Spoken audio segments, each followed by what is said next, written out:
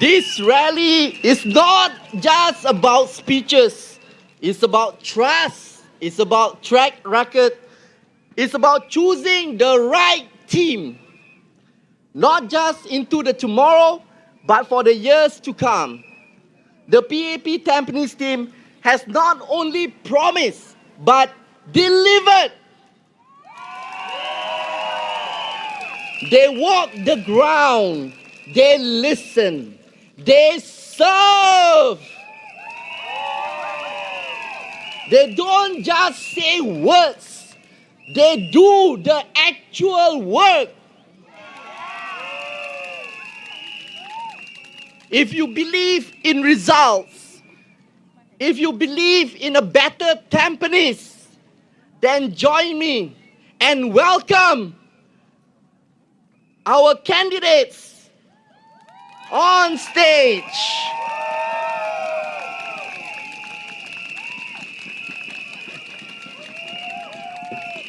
Hold on! Let me call them one more time. Yeah.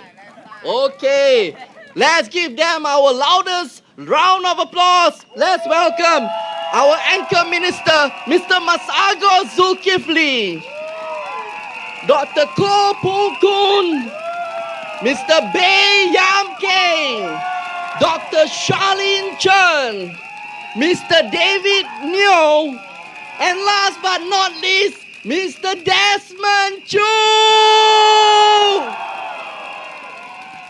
Let's also give our loudest round of applause and support to our local speakers. It's one day. Peggy Chua and Mr. Chaiaga. Okay, thank you very much. Please take a seat, sir. Huh? Oh yeah. We also have Mr. Muhammad Ramy on stage, please. Today he's a very special person. Later on, I will introduce him to you to get you to know him better. Okay, without further ado, let me invite our first local speaker, none other, very popular face in Tampines West. Let's give your loudest round of applause to Mr. Iswandi. Whoa!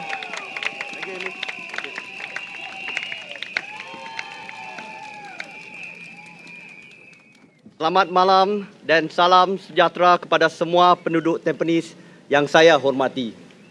Nama saya Iswandi Wanhar, seorang rakyat biasa, lahir dan dibesarkan di tengah-tengah masyarakat berbilang kaum kita.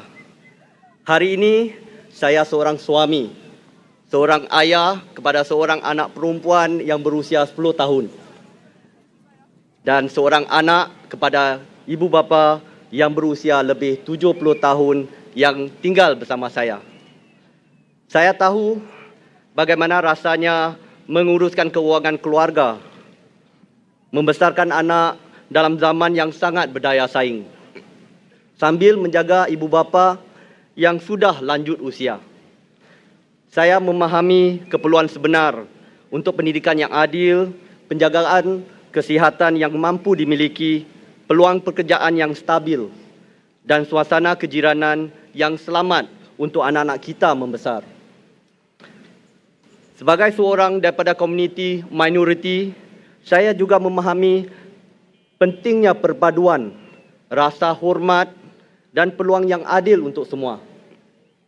Bagi saya, Tampines bukan sekadar tempat untuk kita tinggal, tetapi ia adalah rumah kita, tempat di mana rakyat pelbagai bangsa, agama dan budaya bersatu dalam satu bumbung.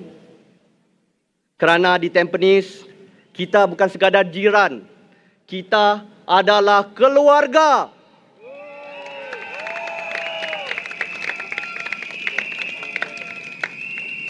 Seperti anda semua, saya mau melihat Tampines terus maju.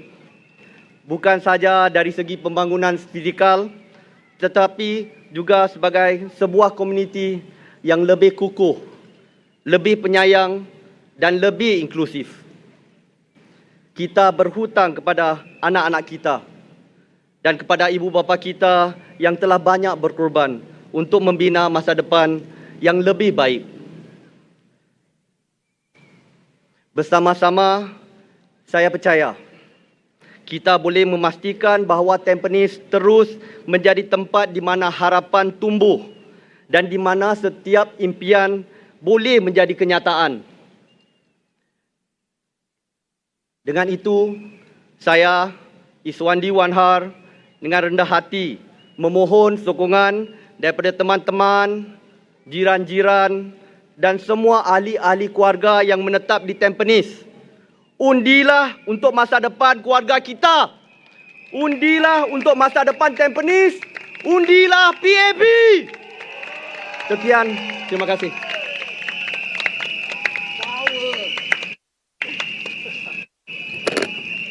For a moment, I thought Iswandi would take over the job as an MC. Oh, power. Okay, next. Right, we have Miss Peggy Chua. Very talented, very articulate, very young, very gorgeous. Okay, let's give you a round of applause to Miss Peggy Chua.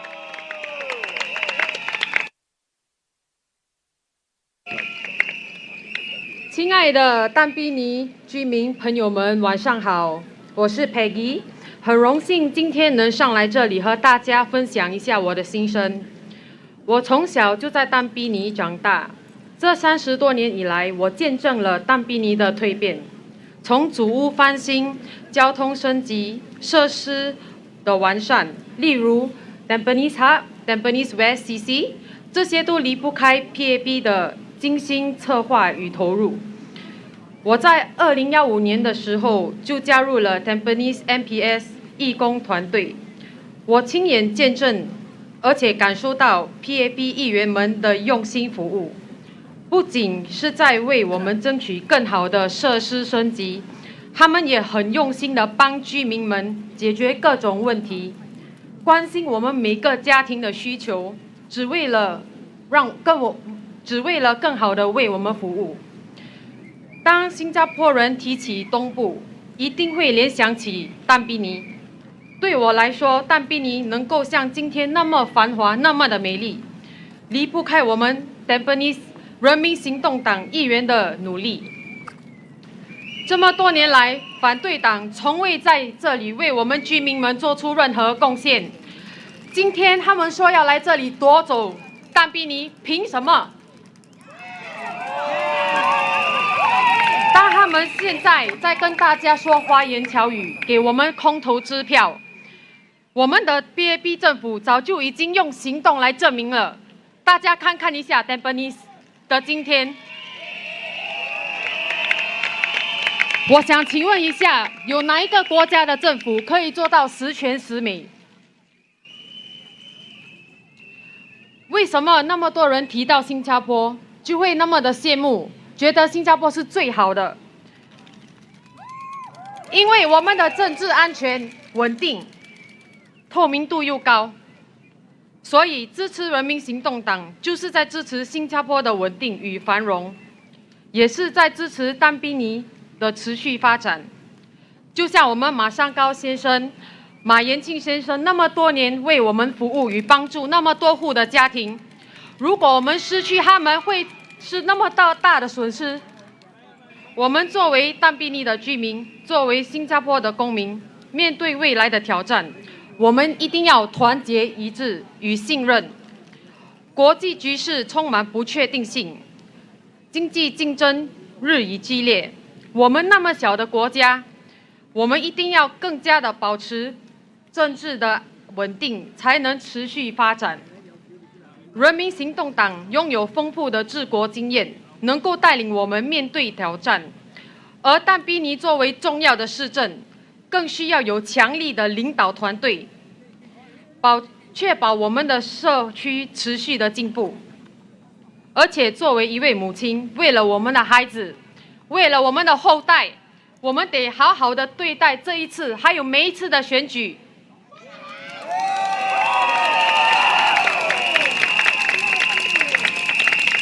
希望大家可以团结一致，我们不要辜负 Tampines 人民行动党的努力。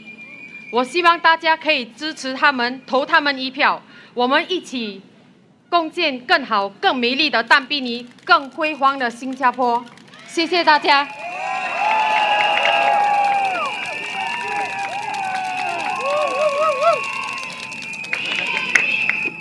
We heard from a lady. Now we are going to hear from a young man. Next up is Mr. Chaiaga from Tampines East. Who's from Tampines East, huh? Oh, he's a proud resident of Tampines, has been living in Tampines for all his life, and a first-time voter. Okay, let's welcome our young man, Mr. Chaiaga.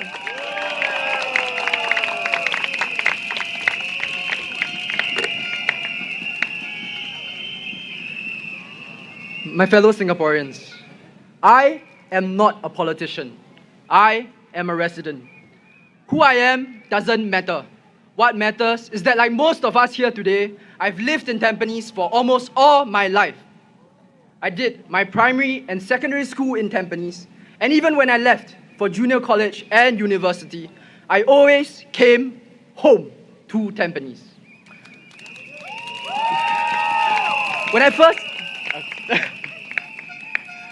Thank you. When I first came to Tampines, my English was terrible. Neither of my parents were English educated, and we spoke Chinese at home growing up. We couldn't afford tuition, so I went to the Tampines Library every single morning, the old one near Sun Plaza Park. Because Tampines had a library, I went from failing English in primary school to the top of my cohort in secondary school and JC.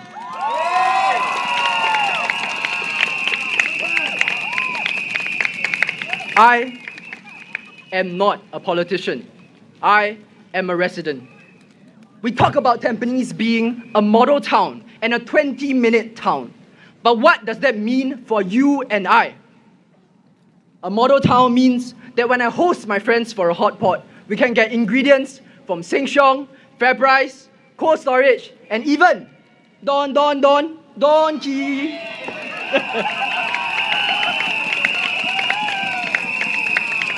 All within one traffic light. A model town means that when I pass the newly renovated Tampines North CC, I tell my parents, luckily the basketball court wasn't this nice when I was in secondary school. If not, I confirm cannot make the cutoff point for JC. A 20-minute town means that when I dislocated my shoulder at 2 a.m., I was in the Changi General Hospital A&E by 2:15. A 20-minute town means that when I was stressed from writing my thesis, I could take a short walk and get some fresh air at our Tampines Hub or the new Tampines Boulevard Park.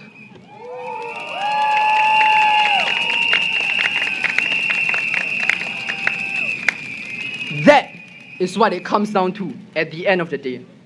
And I don't know about you, but I am damn proud to live in Tampines.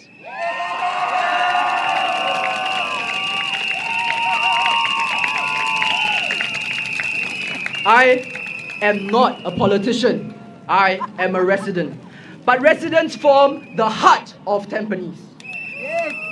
In the time I've spent volunteering, I've been enriched by the people of Tampines.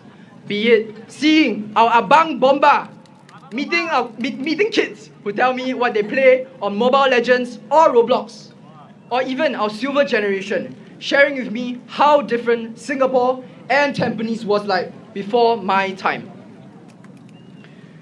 I am not a politician. I am a resident. But I know that none of what I've just described would have been possible without the PAP.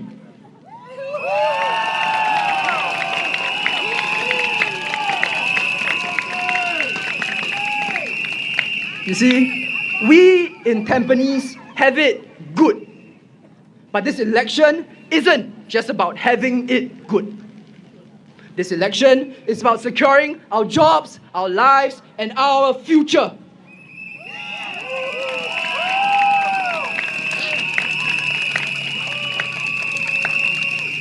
To quote the GOAT, the greatest of all time, our founding father Lee Kuan Yew. This is not a game of cards. This is your life and mine.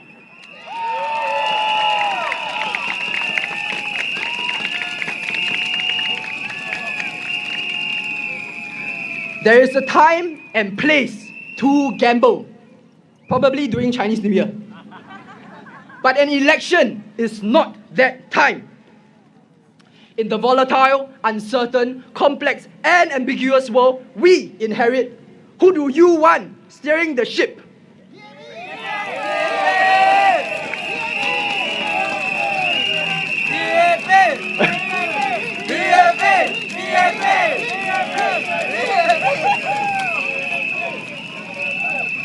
Much like yourselves, I vote the team with 66 years of experience, bringing us from a fishing port to a world-class passport.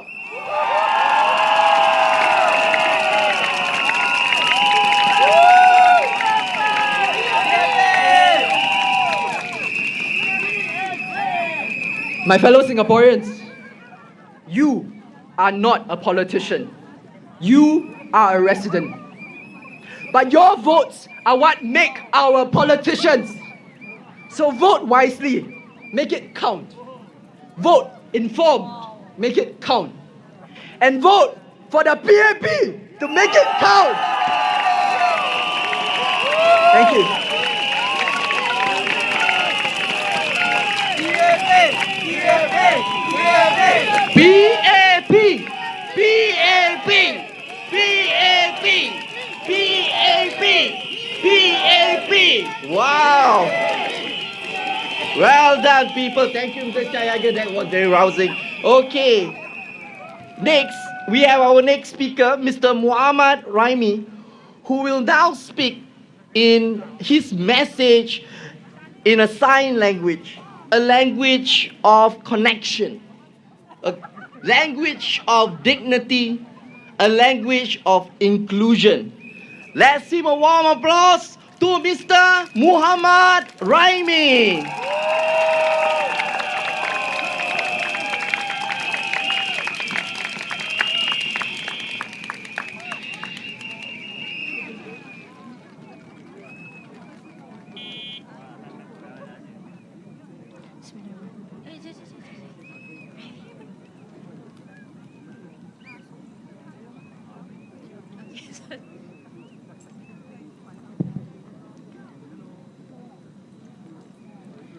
My name is Ramy Saleh, and I work as an operations support executive, desktop engineer, cum coder.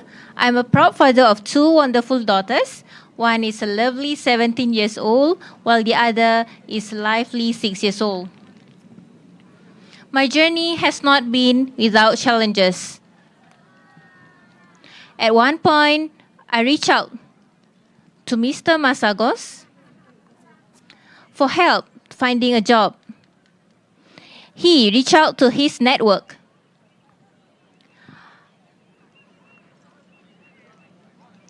I was able to secure a position where I proved myself and grew my confidence.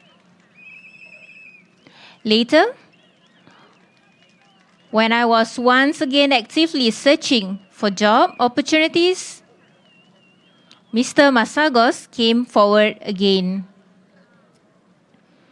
As a result, I caught attention of a reputable company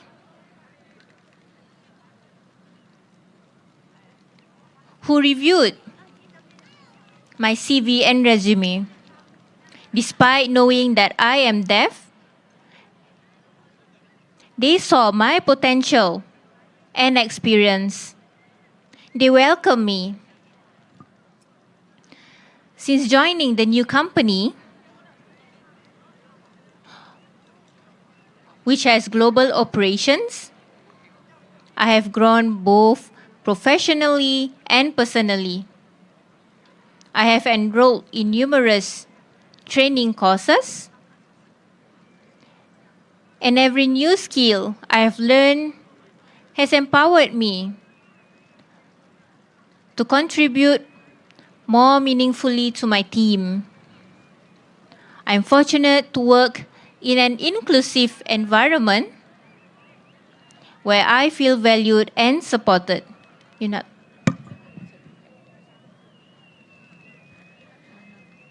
One of the ways that I give back is by sharing my sign language knowledge with my colleagues.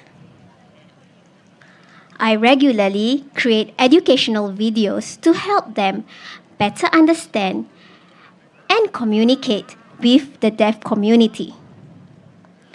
It brings me great satisfaction to see how open and eager my team is to learn and connect. I remain incredibly grateful to Mr. Masagos for his past support. He helped me during a difficult period, and I continue to support and appreciate him deeply for the role that he played in my journey. I am glad to be a citizen of Singapore, where accessibility to opportunities has grown and is something the PAP government is committed to improve. It's not perfect, but the commitment, the effort, and the will to make things better is definitely there. Thank you. Vote for the future.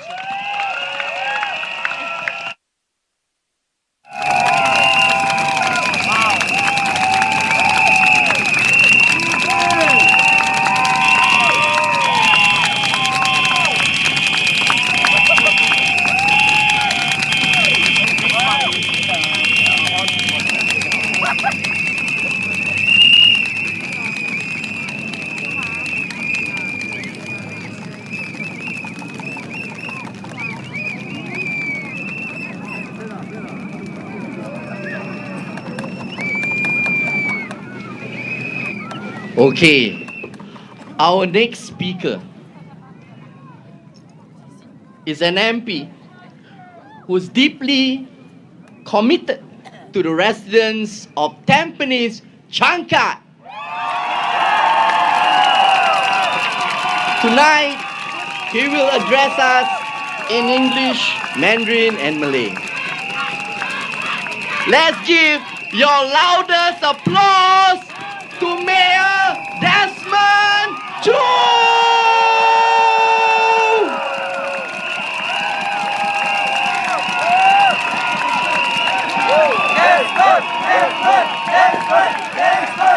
Thank you. Thank you very much. Thank you. Thank you very much. Dear residents of Tampines Changkat SMC, thank you for Tampines GRC, brothers and sisters from our labor movement, friends and family, thank you for being with us tonight.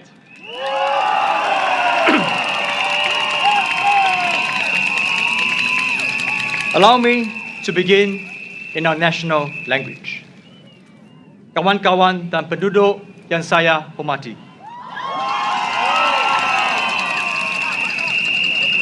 Saya amat besar hati dapat berkhidmat kepada anda selama 10 tahun ini. Sepanjang saya menjadi MP anda, saya telah bertemu dan kenal ramai penduduk dengan lebih ramai. Masuk penduduk Melayu Islam di Tampines Changkat. Kita telah bersama meraihkan berbagai acara, mendengar kisah-kisah anda dan juga haruni masa-masa suka bersama. Kita sekarang saling kenal dan rapat seperti sebahat dan ia membuat kerjasama antara kita lebih amat. Ini terbukti dengan kerjasama dengan pemimpin Melayu Islam di mana kita telah terbuka sudut warisan Melayu Malay Heritage Corner di Blok 286 dan sabut Hari Raya bersama. Saya bertekad untuk terus dengar dan kerja sama dengan anda.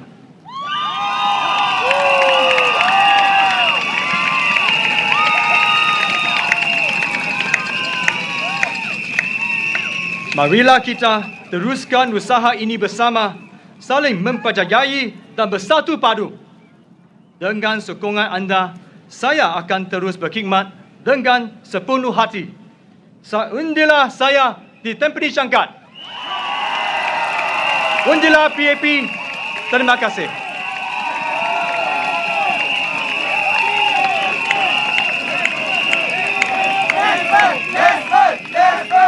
Thank you. Thank you. 亲爱的上谕居民朋友们，大家晚上好。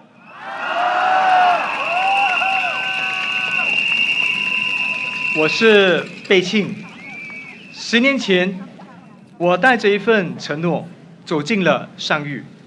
那时的我年轻，头发比较多，但心中满怀信念。10年后，我站在这里，头发少了，也白了，感恩地回望这一段旅程。上谕不只是一个选区的名字，它是一个家，是我们共同建造的家园。感谢大家这么多年一起打造上谕，感谢。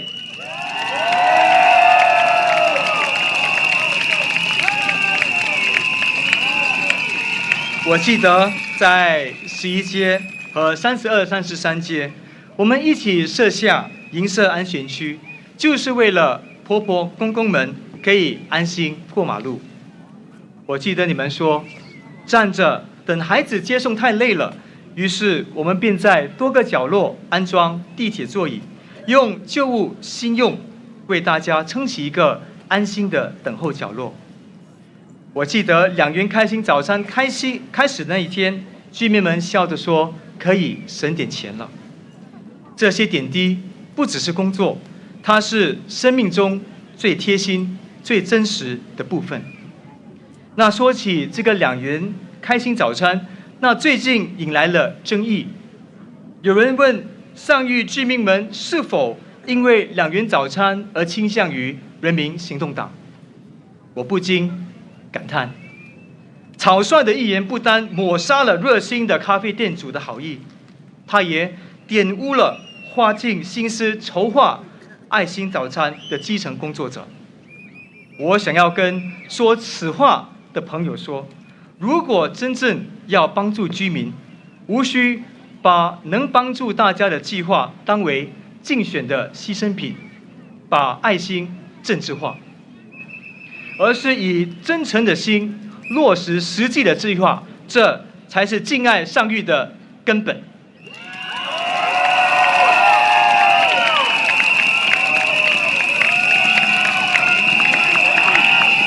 我们也不会因为有争议而退缩，亲者自亲，我会确保爱心早餐继续帮助上谕居民。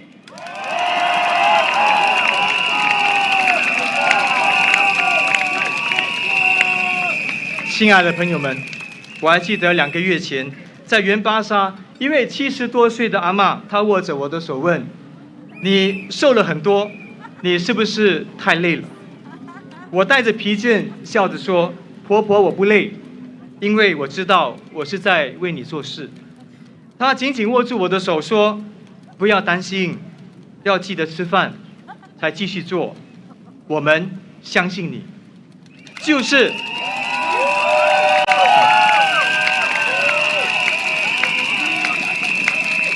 是这一句“我们相信你”，让我走遍上谕的每一条街，让我在深夜里依然坚持把事情做好。心想，岂能尽如人意，但求无愧于心。虽然不能事事都能做得十全十美，但万万不能辜负上谕居民们的托付，这就是我的信念。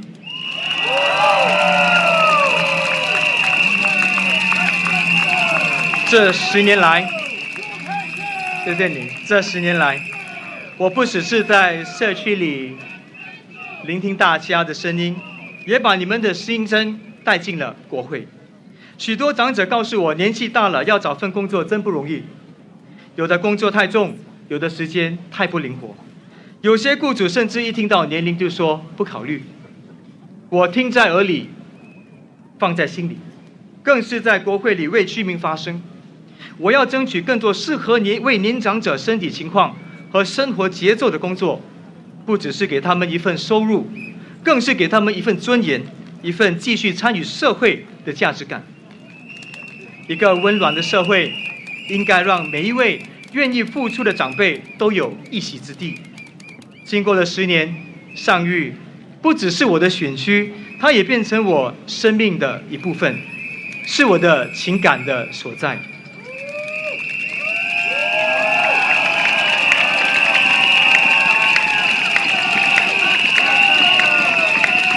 我很想就继续陪着你们走下去，像家人一样风雨同行。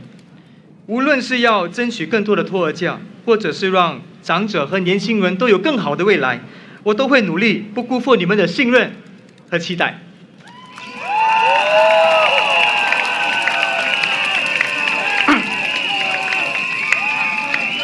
那现在是竞选期间，那我经常也听到有人说我们是新声音，我们是新希望，也有人说目前没有实际计划，考察才断定。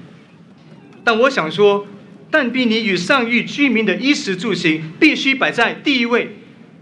真正的信任，真正的关怀，是日积月累，风雨同行。真正的情感，不是在一时的热闹，而是长期的陪伴。这才是真正的上玉精神。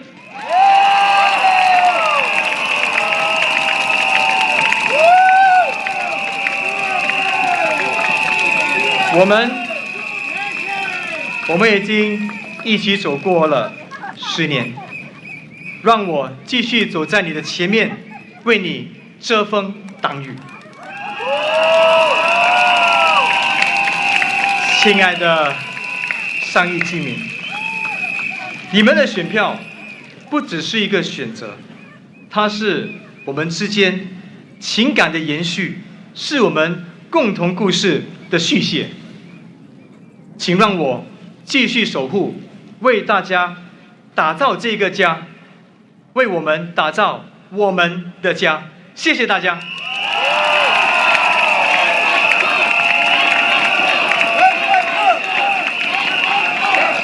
Thank you.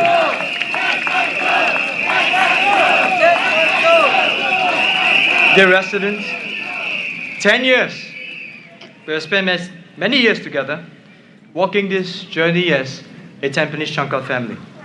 10 years of listening, learning, working side by side, building not just infrastructure, but building relationships, building trust, and building our home. Tampines Changkat residents, we have built a special home together. It is a home with a strong spirit of mutual help.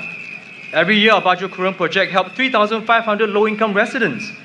Every year, our project Joy Box, born right here in Changkat, brought warmth and care to over 2,000 who are ill or alone, reaching beyond our town to touch lives across Singapore. We enhance our infrastructure so that seniors have lifts for the overhead bridges, so that the weary of legs can have upcycled seats at the drop-off points. This home is special not because it is flawless. It is special because it was built with sincerity, effort, and a deep sense of conviction, working together.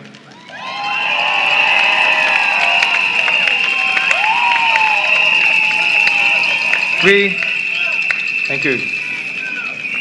We didn't always get things right. There were things that we could have done better. I've taken those lessons to heart. But what we have never lacked is a commitment to serve. My team and I have always given our all, and we will always will do so.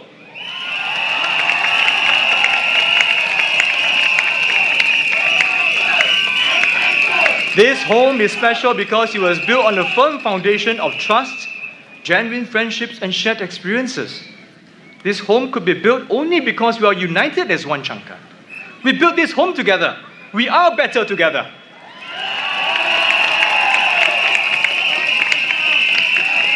Now upon this foundation, we shall build the future of Changkat. A future forged by a strong spirit of kindness and mutual help, where the able support the less able, where the young care for the old, where those with more give to those with less, where Gotong Royong spirit will shine brightly.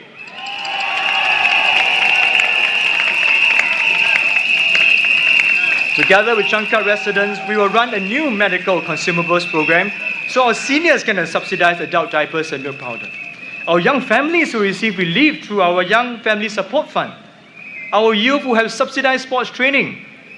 And we will raise funds together for this project. In this future of Changkat, the spirit of volunteerism will burn bright. Our residents will mentor our next generation. Homework support is already happening. In this future of Changkat, our residents will shape parliamentary interventions through policy discussions, because your concerns deserve to be heard and acted upon. But more importantly, in this future of Changkat, we reject negativity and division.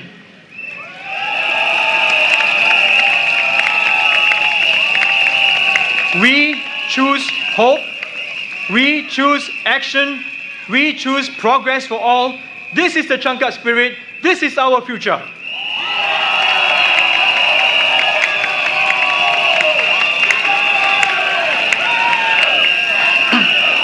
Thank you.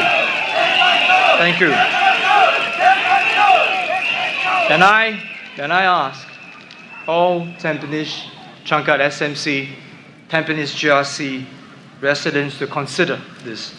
So what is this election about? It is not about casting aspersions or sowing discord.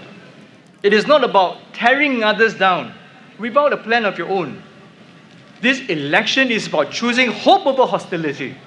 It is about building up, not tearing down. It is about who you trust to stand by you today, tomorrow, and for the next 5 years.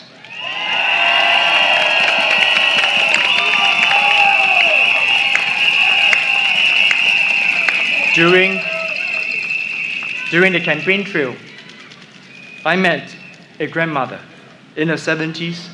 She was thin, almost frail, but full of energy. When I passed her our campaign message card, she looked at me and she pointed to the People's Action Party logo and said, "I'm voting PAP for my grandchildren's future. I trust you and the PAP."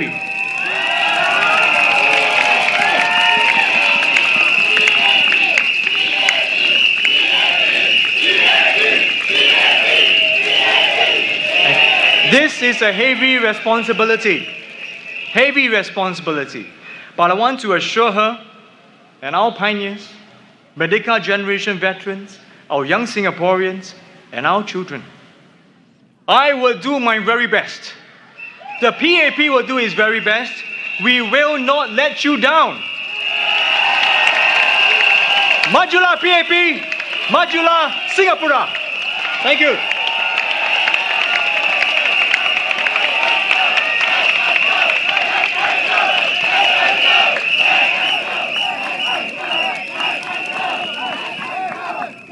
Fan club. Okay. These individuals next we have been instrumental in national initiatives, yet his heart remains firmly rooted in the community. This special individual brings both expertise and empathy to his role as a Member of Parliament for Tampines Central.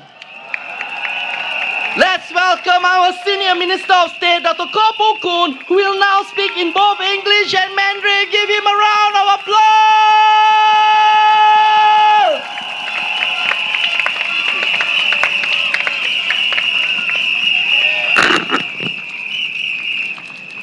Very good evening, residents of Tampines GRC and Tampines Changkat SMC.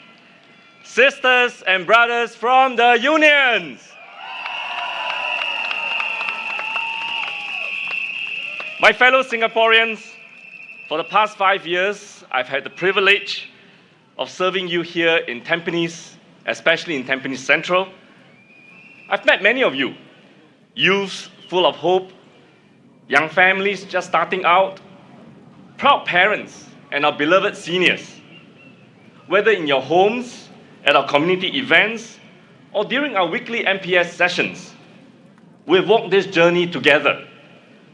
We faced COVID-19 together when I first came into Tampines Central. We shared daily struggles together, and we worked hand in hand to improve our estates to what it is today. Now, as a doctor, I've often have uncles and aunties come up to me, not just for medical advice, but also to share their worries. Some aches and pains that won't go away, concerns about their medical bills, the quiet burdens that come with just growing older. Every story reminds me how much our seniors have given and how deeply we owe them our care. Many of you have called Tampines your home for decades. You started your families here. You saw empty fields become playgrounds, become housing estates, and become places that you can gather. You send your kids to our schools in the neighborhood. You helped build the Tampines of today. Let's give a round of applause to all our seniors in our estates.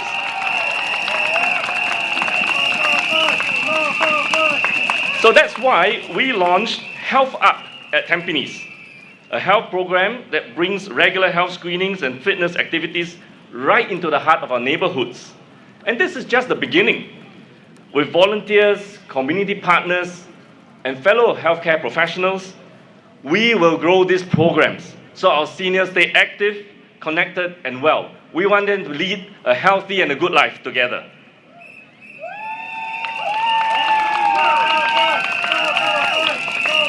Because looking after those who have done so much for us, who have cared for us, this is the heart of a caring community.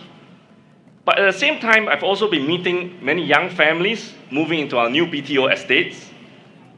I saw the excitement in their eyes when they push their strollers, walking through the many green spaces in our estate, looking forward to a new chapter of their lives.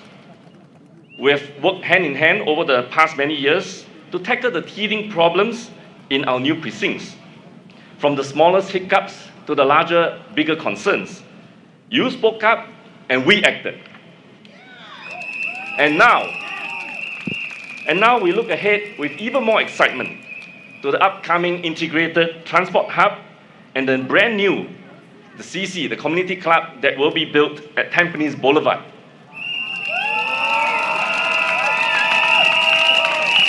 These are spaces where our residents and our families can gather, where seniors can stay active, and our neighbors can connect together and build stronger bonds for our community. So more exciting things are coming to Tampines.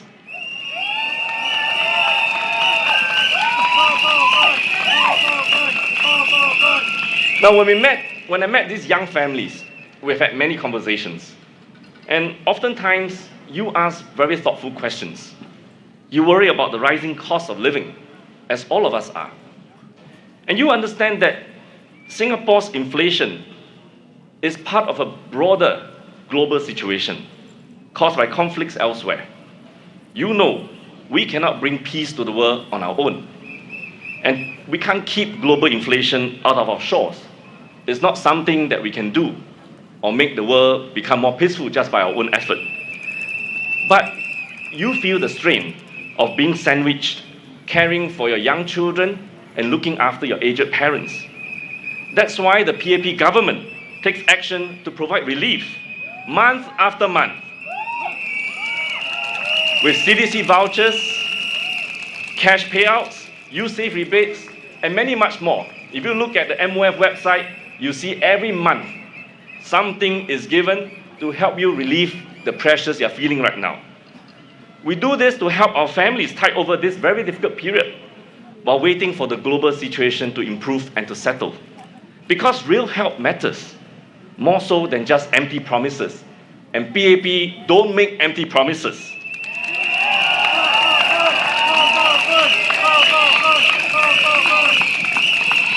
And here in my division in Tampines Central, our community also steps forward. Through the Community Cares Shopping Program, we provide $100 worth of groceries to families who are in need regularly and all for free. So I say we are a town that cares deeply for one another. This is something that is special here in Tampines. Now, our policies may not always be perfect.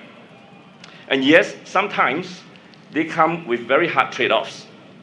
But we will always try our best to help those who are impacted by these policies. And just like how we will ask our doctors prescribing medications to us what the side effects of these drugs are, we should also ask the opposition. When they propose their proposals on their manifesto, we should ask them, what are the downsides in their proposals? We should not swallow what they are proposing to us without asking them these very important questions. Because policies are just like medications. There is no perfect medication that cures everything with no side effects.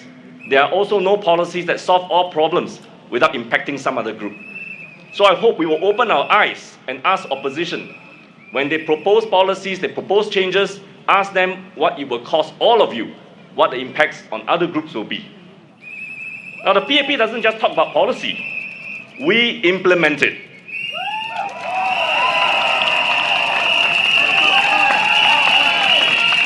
For 60 years, what we say, we do. What we promise, we deliver.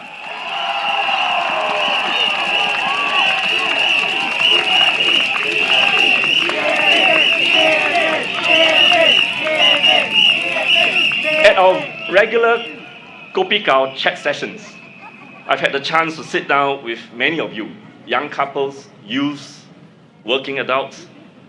We chatted over coffee, heart to heart, to hear what's really on your minds. You shared your worries, your hopes, and your ideas on how we can do better. And I want you to know that I'm listening. That's why I'll be expanding these Kopi Kao chat sessions, so that more of you can join in and participate in this conversation, so that I can better understand the challenges you face, and also take the opportunity to explain some of the thinking behind the policies we're implementing. Because this is how trust is built, not just through speeches, but through real conversations, through mutual understanding. That's how a doctor wins the trust of his patients, by having a conversation, helping you to understand. We don't do it like the opposition, telling you all the good things, trying to shove all their medications down your throat without telling you the consequences. This is how we strengthen our social compact. It is how we stay responsive to the people we serve, not just prescribing the medication and the policies, but keeping a close touch, understanding the impact of those policies, making adjustments to the dosage, calibrating it, so that you get as much of the good benefits as possible without suffering too much from any of the side effects. And together, we listen, we learn, and we progress.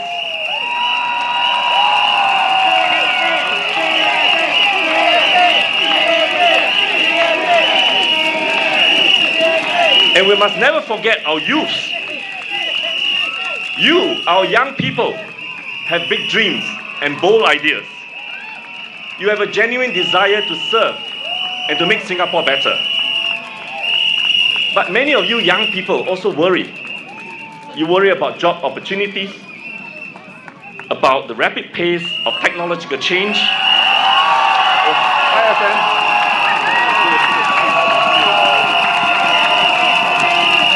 SM Lee, everyone.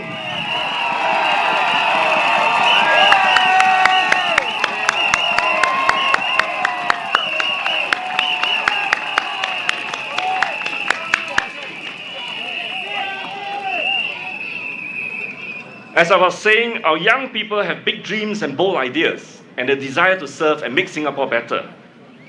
But many of you also worry about job opportunities, about the rapid pace of technological change and whether you can keep up, and about the world you are inheriting. Will climate change destroy the world by the time you enter it into adulthood and try to form your families. These are worries that many of our young people have. I've met many of you at our yearly EduSave Awards event, and I've shared my own challenges and failures during my career. I hope my life stories will help you to find your own bearings as you enter adulthood. And to every young person here, I want to say, you have what it takes. Have faith. Your education, your talent, your unique talent and your passion, these are the seeds of Singapore's future. You hold the seeds to Singapore's future. That's why we offer programs like global exposure through the Overseas Market Immersion Program and the Global Leadership Program to give our young people a leg up so they can hold senior positions by gaining exposure for overseas. And right here in Tampines Central, we created the Tampines Central Youth Leadership Award, an award that is not based on academic grades, but for those with leadership and a heart to serve, for those who are ready to stand up, speak out, and champion the causes you believe in. It is a platform for you to discover your strengths through action, not just talk, while making a difference to our community. So I want to encourage all our young people to join our movement, to make Singapore good, and to build a better home in Tampines.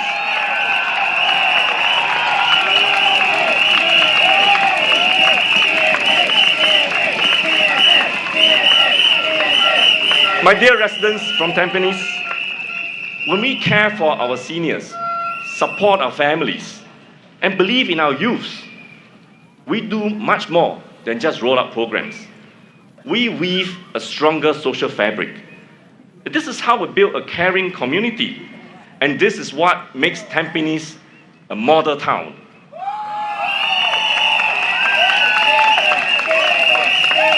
But we're not done. We're not shopping here. Our next exciting project, the revamp of Tampines Central Park, was designed with ideas given by all of you residents, incorporating features into the design. Very soon, once we are done with revamp, you will see new exercise stations, an obstacle course for the more adventurous, a dog run with new equipment for our furry friends, separate paths for runners and cyclists, a new performing stage to host our community events, and extra water points to keep you hydrated when you're exercising. This is the Tampines way, listening, acting, and building our town together.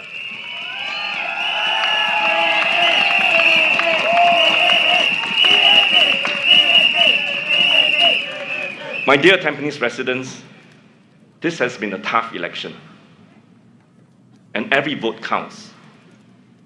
We hope to continue working with you to turn the exciting plans we have for you, for Tampines, into reality.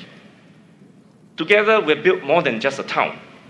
We've built trust, we've built friendships, we've built the kind of bonds that turn neighbors into families. And I hope you'll give our team here, the PAP team, the opportunity to continue serving you and your families. Please, vote for the PAP. 请投人民行动党一票。Majulah Singapura!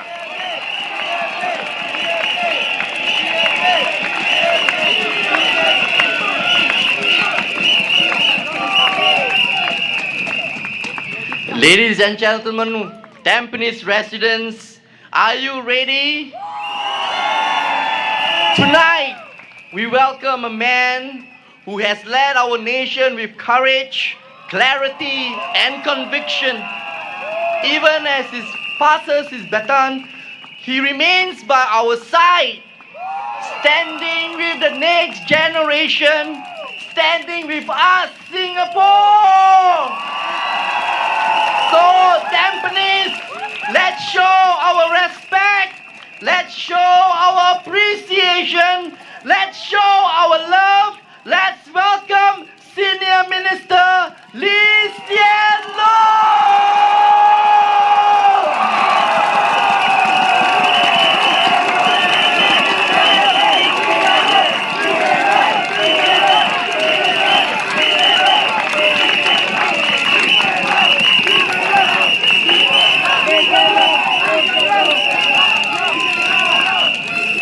residents of Tampines GRC,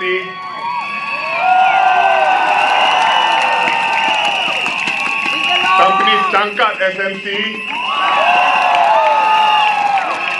friends and fellow Singaporeans, a very good evening to everybody. I'm happy and energized to be here this evening, final night of the campaign in Tampines.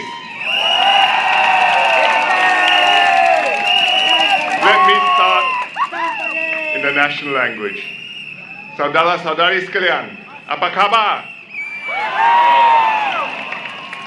Tahun ini kita sambut SG60, masa yang sesuai untuk kita merenung kemajuan besar yang telah kita capai sejak 1965.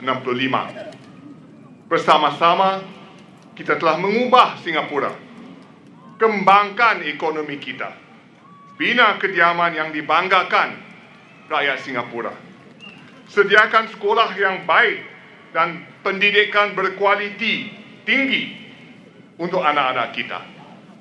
Kita juga menikmati penjagaan kesihatan yang sangat baik dan berpatutan. Sistem pengangkutan awam bertaraf dunia dan kita telah meningkatkan taraf hidup kita dengan pesat. Inilah kemajuan yang dinikmati oleh semua rakyat Singapura, termasuk masyarakat Melayu. Syabas!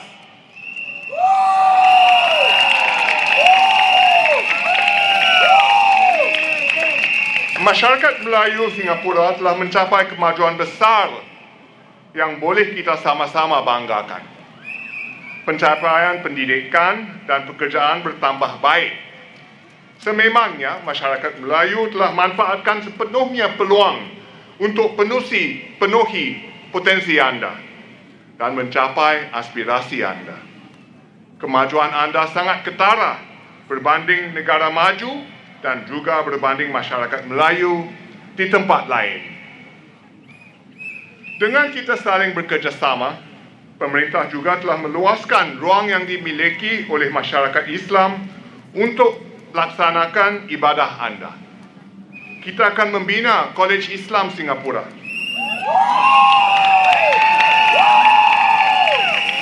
Satu mercu tanda besar dan sangat penting bagi masyarakat Islam. Ini satu projek Encik Masagos, ya.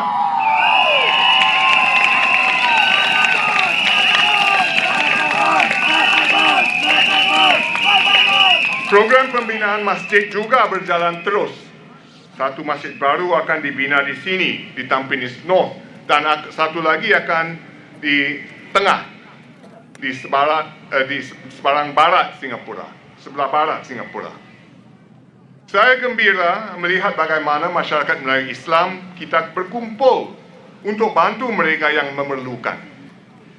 Sama ada mengenai isu domestik seperti memperkasa keluarga bergaji rendah dan membantu kanak-kanak dalam pelajaran, atau mengenai isu luar seperti bagaimana orang Melayu bersatu dengan rakyat Singapura yang lain menyiapkan bantuan kemanusiaan di Palestin. Semua ini kita dapat capai kerana orang Melayu menyokong dasar-dasar berbilang kaum pemerintah sejak awal lagi. Marilah kita tingkatkan kemajuan yang kita capai bersama setakat ini. Pemerintah akan terus bekerja rapat dengan semua kumpulan kaum dan agama, terutama kaum minoriti. Inilah cara kita meluaskan ruang bersama dalam masyarakat majmuk kita dan kebaikan semua. Ini akan diteruskan dengan pasukan 4G kerana ini adalah prinsip atas dalam pendekatan politik Parti Tindakan Rakyat, PAP.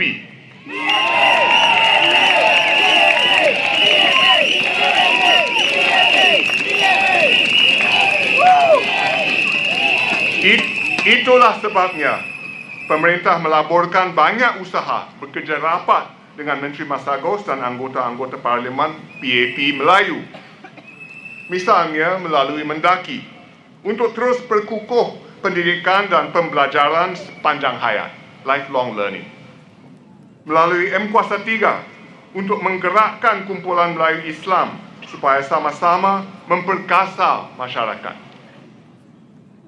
Semua usaha yang berat ini berjaya membantu menghuraikan isu-isu sosial yang masih dihadapi orang Melayu. Sebahagian besar keluarga Melayu Islam berada dalam keadaan baik.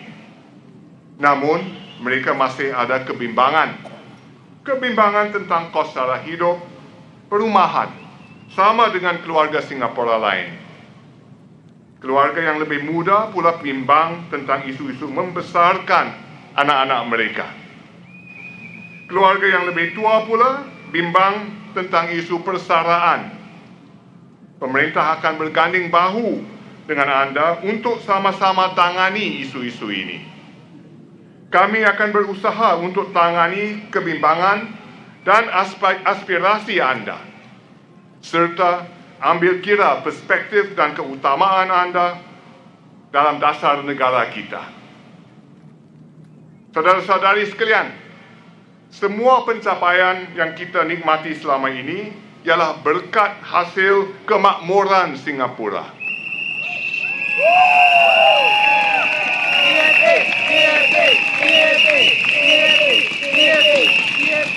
Sebagai sebuah negara, kita ada sumber-sumber dan pemerintah bekerja rapat dengan rakyat. Dalam krisis yang sedang kita hadapi ini, penting sekali untuk kita bekerjasama untuk tangani kesannya terhadap masyarakat Singapura dan pastikan Singapura boleh terus maju. Kami akan terus bekerja keras untuk perbaiki mutu hidup rakyat dan pastikan semua kaum dapat mencapai aspirasi anda.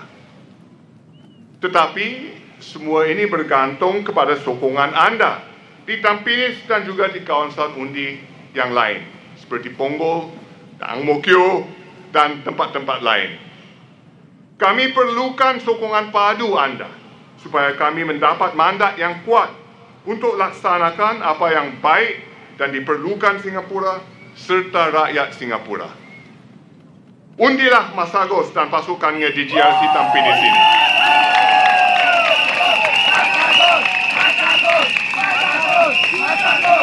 Undilah Desmond Choo di Tampines Cangkat SMC.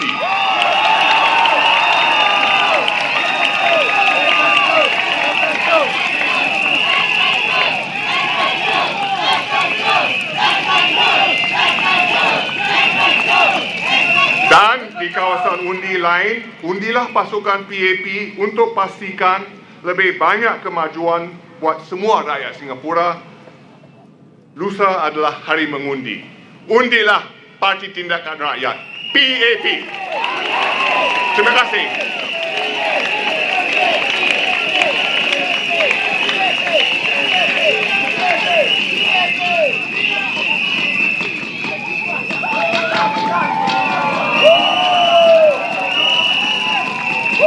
Kewe Tampines 的居民，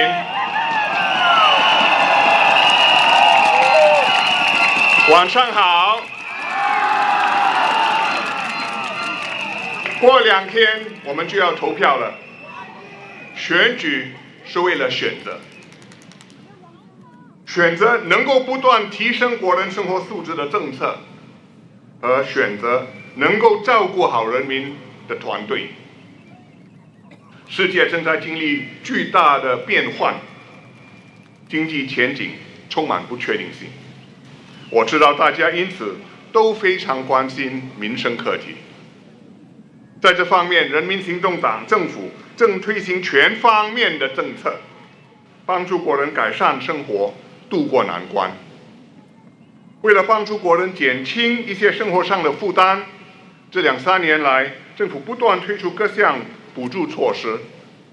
除了有社理会邻里购物券 CDC vouchers 之外，今年继续有各种各样的援助，包括现金补贴、保健储蓄补贴、水电费和主物杂费回扣、个人所得税回扣、气候优惠券，还有帮助年轻家庭的一系列举措，育儿 S 级生活助手补助券等等，样样都有，每一件补助都恰恰到位，每个月都有某一项补助。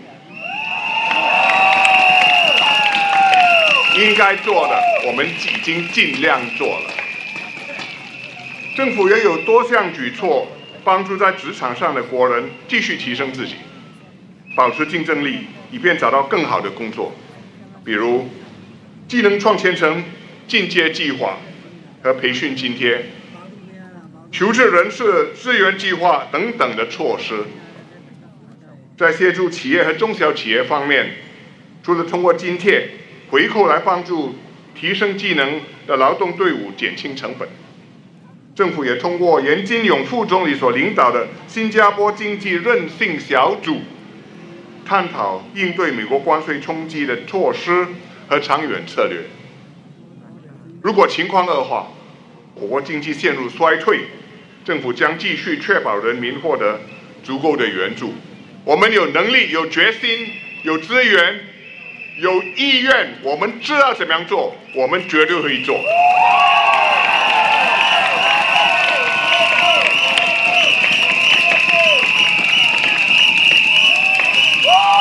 当然，我们也了解国人在其他方面也面对不少压力，包括夹心层育有年幼子女的年轻父母，同时也要照顾好日益年迈的父母，一家大小都要照顾好，不容易。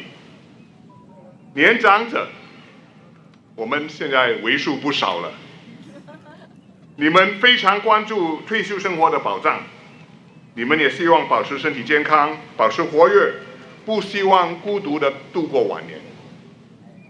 在医疗保健方面，有了新的医药、先进的治疗方法，但是这些新疗法经常都会昂贵，因此近年来我们也在多方面加强了对新加坡人的支持。在住房方面，政府在过去的2-3年来加快步伐兴建主屋，让年轻夫妇能够更快地拥有自己的家。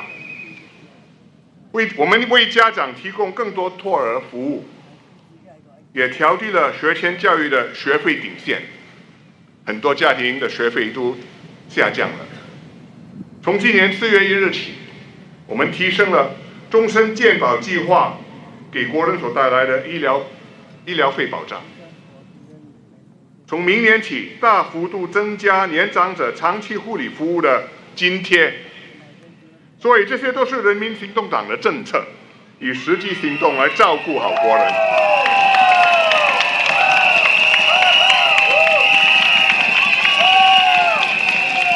不需要人家告诉我们怎么做的，我们自己会做的。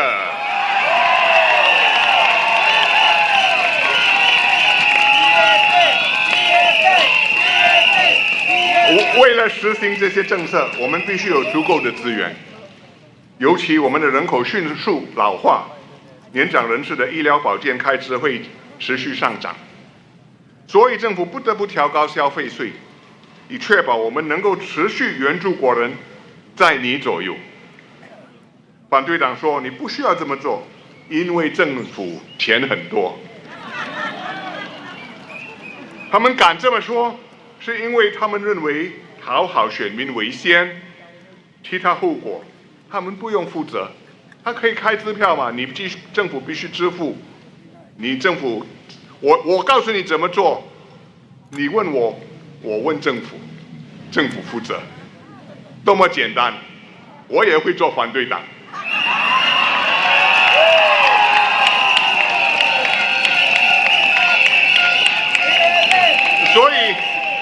所以他们争先恐后地建立各式各样五花八门的津贴和补贴，听起来很精彩，但是怎么对我们的子孙交代？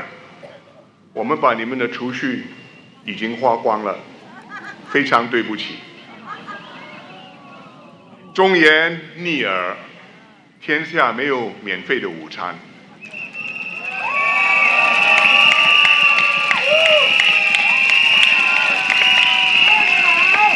每一代国人的持续需求，应该由那一代的国人担当。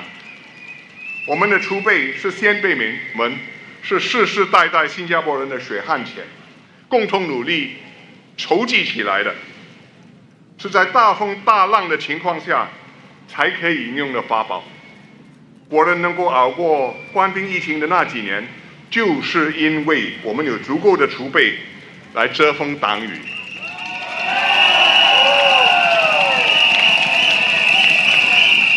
我们有义务照顾好下一代，让他们能够像我们一样，享有充足的储备和遮佑。新加坡必须代代相传，一代比一代成功，一代比一代好。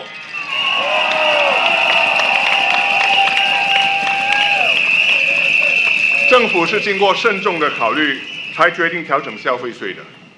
我们当然很清楚它对国人所带来的影响，因此我们也推出了消费税补助券，照顾好中等和低收入家庭，替他们应付消费税的上涨。我希望选民能够理解，因为选民给了我们委托，政府必须尽力照顾好人民，也有责任保护人民的长期利益。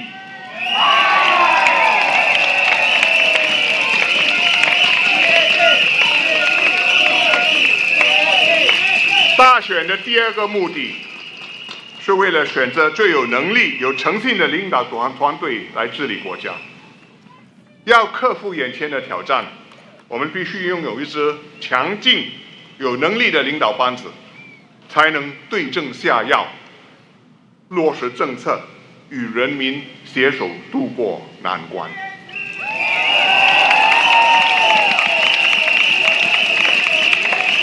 我很庆幸，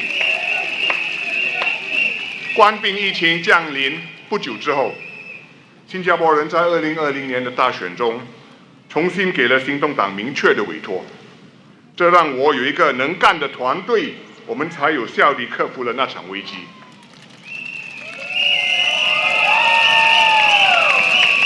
反对党说，必须有更多的反对党议员才能有效地监督政府、制衡政府。如今国会里已经有12位反对党议员，也有反对党领袖。在多数行动党集选区里，领队的是一位资深的部长。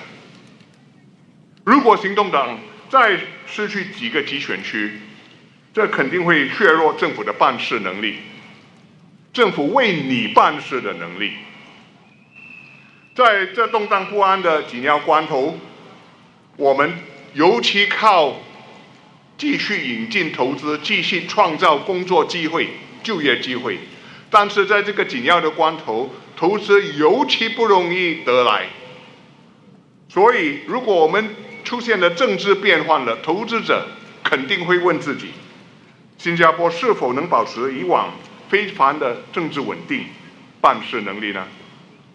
如果我在新加坡投资，我的项目会不会获得人民和政府的全力支持？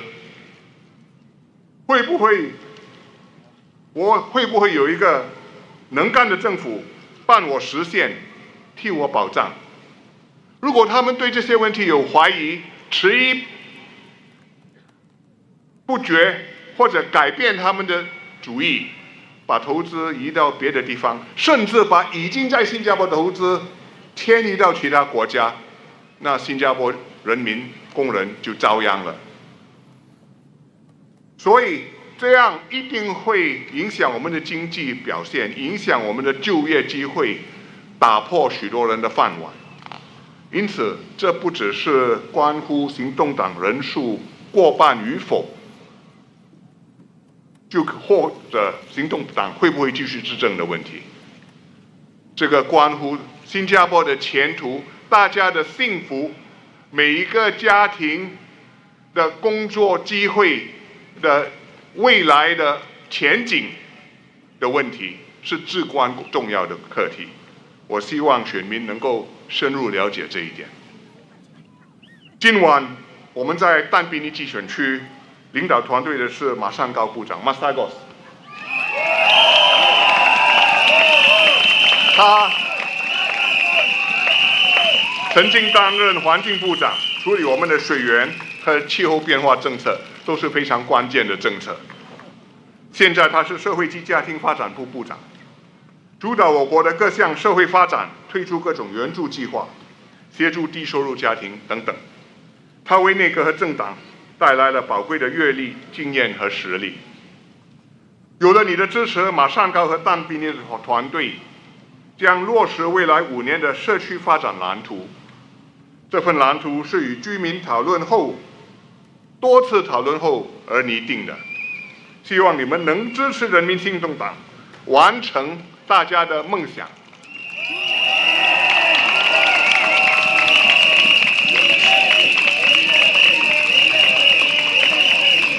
所以我恳请选民们在投票当日，请慎重考虑，把选票投给最有实力的团队候选人，这样新加坡才有望克服眼前的挑战，才有望长期继续进步前进，克服长期的挑战、长期的机遇，大家的幸福和前途才会更有保障。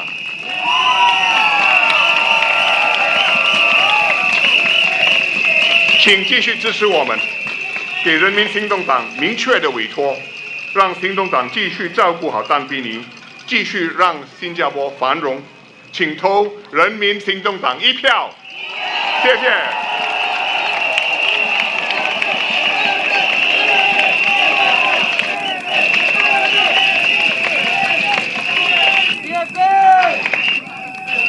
Good evening, everybody.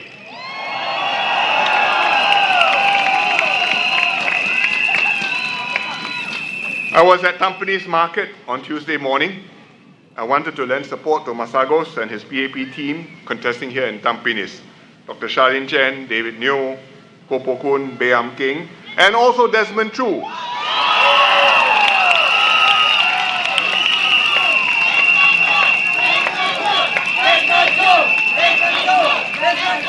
I was very touched by the warm welcome, and for which I would like to thank all the Tampines residents. Thank you very much.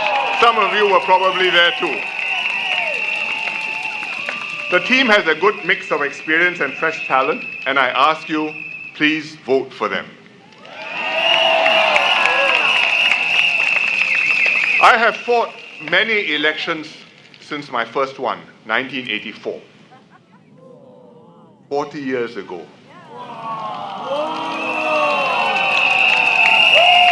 9 completed, 1 underway, number 10 now. Every election was important and fundamentally about 2 things, about the future of Singapore and about choosing the right team to lead Singapore. Honest, capable, committed, successful. It was like that in 1984 when I still had black hair. It is like that today. It has not changed. In every election since independence, voters have returned the PAP with a clear mandate. So far, it has enabled the PAP government to deliver to you jobs, progress, security. And the results speak for themselves. I just list a few. Ask yourselves, how did we raise per capita GDP? From 1965, $500 Today, $80,000 per person. Why do our kids have such abundant education opportunities and the best maths and science PISA scores in the world?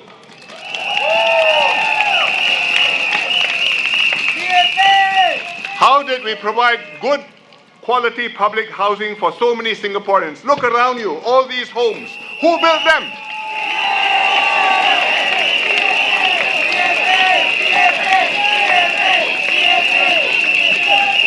How did we build a healthcare system that is both world-class and affordable?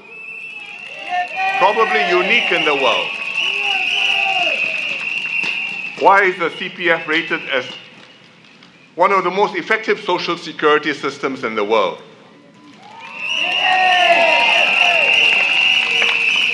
And why is our red passport one of the most powerful passports in the world?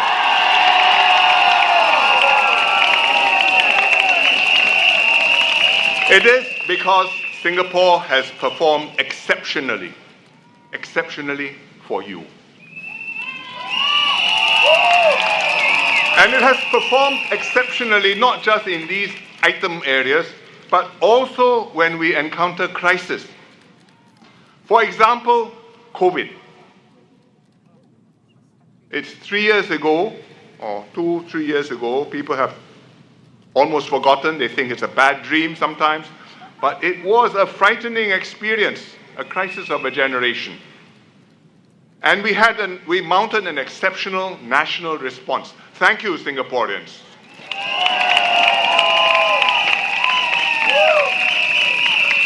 Our hospitals were not overwhelmed. You were sick, you could get treated. Nobody was short of oxygen. Nobody couldn't find a bed. Nobody was scrambling with tubes trying to go and find somebody to borrow oxygen. Desperately ill old folk at home. Happened in many places, quite near to us. Not in Singapore, not in PAP Singapore.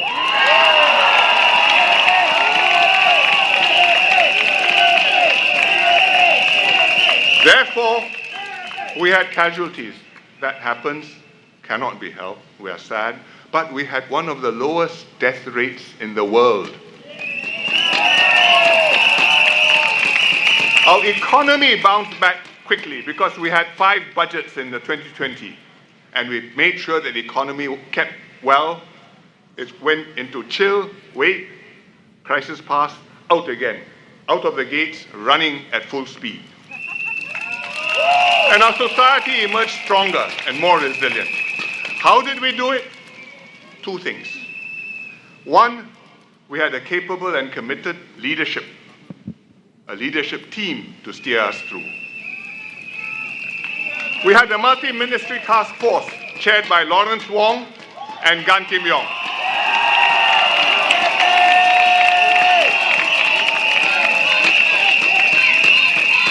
Gan Kim Yong suggested Lawrence Wong's name to co-chair the task force with him. Lawrence Wong did a very good job together with Gan Kim Yong. That's why today, Lawrence Wong is PM and Gan Kim Yong is DPM.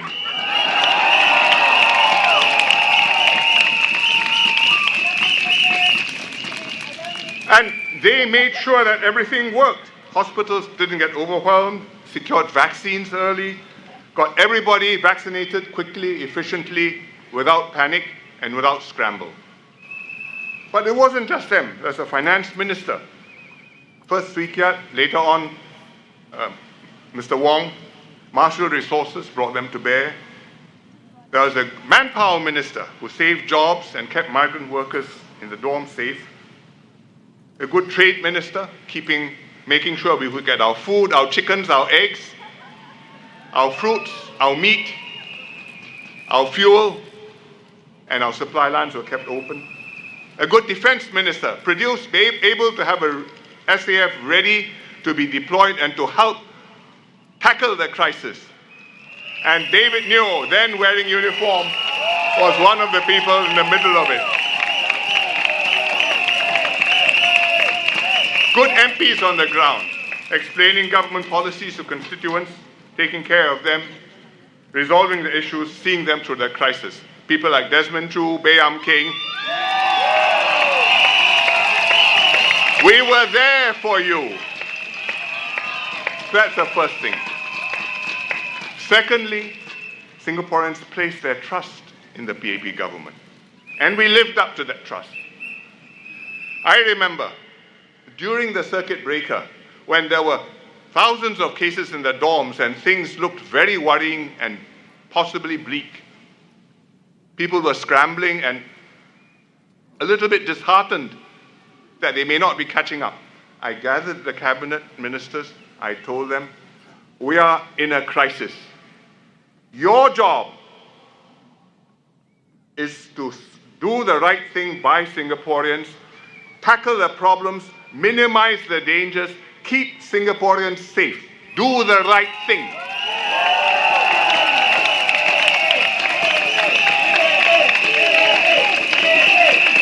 I said, we do not know how this will turn out. It may turn out well, it may turn out badly, despite our best efforts. Singaporeans may be grateful to this for us if we do it well. They may be very angry with us, even if we tried our best and it didn't turn out well. Put that out of your minds. It's not your business now. No time to think about that. Concentrate your duty, your mission. Keep Singaporeans safe. Live up to the trust which they have put in you. Get this job done. And they did. And we settled the dorms. We came out. I called elections as soon as possible because I wanted a clear mandate, knowing that there were many twists and turns to come, many more hard decisions to make. And thankfully, we got a clear mandate in that election, and we were able to get through COVID and come out intact, in fact, with our cohesion, with our trust strengthened. That's because you've got an extraordinary country and an extraordinary people and an extraordinary government. You just substitute 2, 3 key members and throw out. You can still do that. It depends on the team. And we had the team at the right moment, and fortunately the team delivered for Singapore.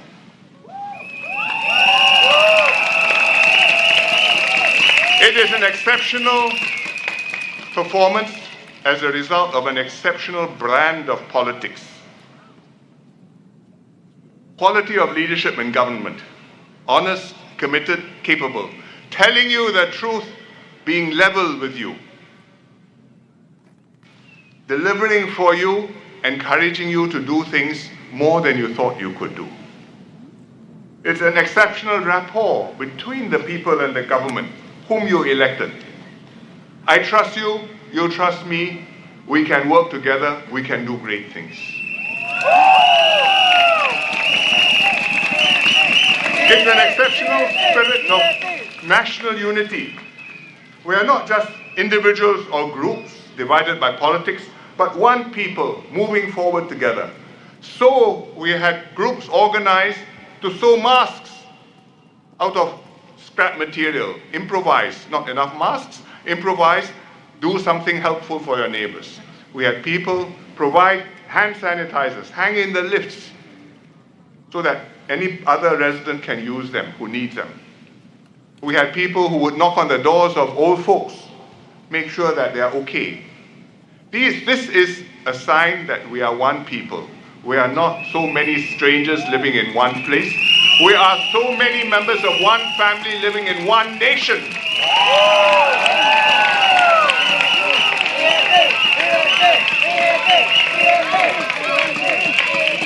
It's extraordinary. It is not a natural state of affairs.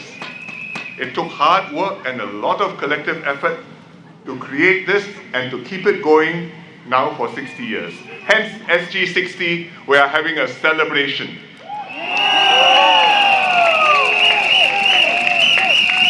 We needed good people to be elected time and again into government, and renewed new generations of promising people to come in and prove themselves and to induct further new generations. And they needed to work hard and deliver and earn the trust of Singaporeans. But we have now kept this going for 60 years. In Chinese, they say, 一个甲子. 60 years, one zodiac, big cycle, almost 3 generations of people. We have to keep it going for as long as we can.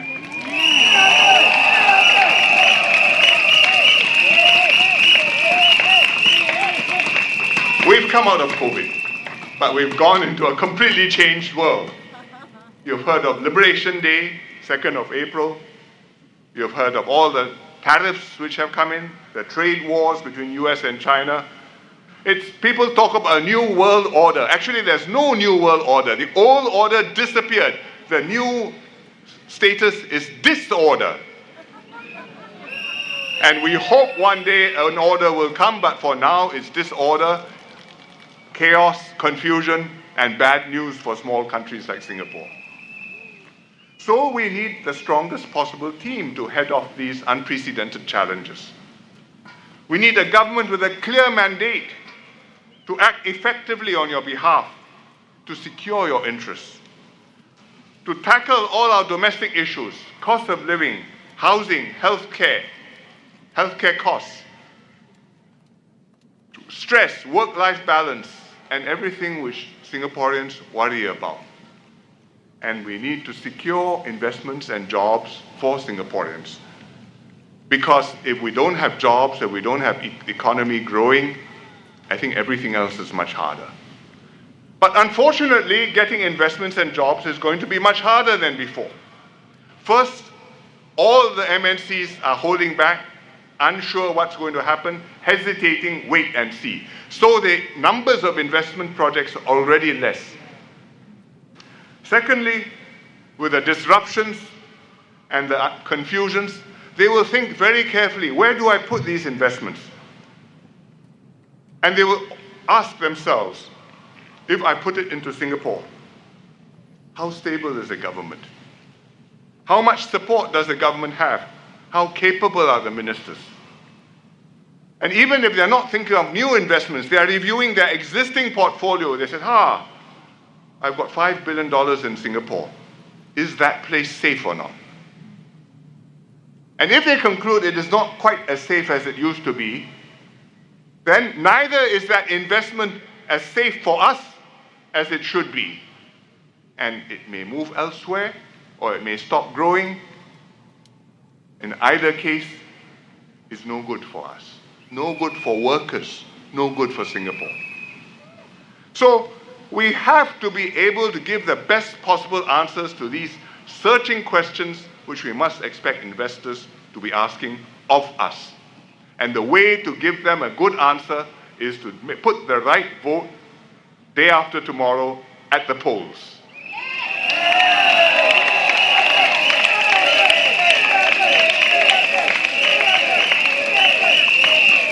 Investors are not the only ones who look at us and scrutinize us. Other countries do too. We have to hold our own internationally. We are a small country. People can easily forget to invite you to a meeting. But we get invited to meetings because they hold us in some regard, and they hold our leaders in some regard. But when we meet at meetings, we assess one another. I read my brief, he reads his brief. My brief tells me about his politics. His brief tells him about my politics. And I read the brief will say, he looks okay, but he's got a very difficult election coming up, or he has just had a very difficult election and somebody is challenging him, and he may not be here in a few months' time. We meet. I say hello, he says hello. We are very polite to each other. Of course, between leaders, we are all, most of the time, polite to each other. But I know, you know. And if I think you are not going to be there in a year's time or 5 years' time, I have to make my calculations, and when I deal with you a certain way, because you can't commit, you can't promise, you can say yes. How can you deliver? Similarly, if they look at us and conclude that the Singapore PM cannot deliver for Singapore, what's the point of talking to the Singapore PM?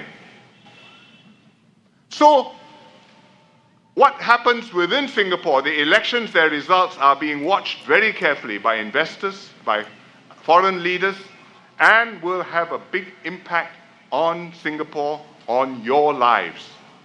And therefore, please make sure that we send the right signal internationally.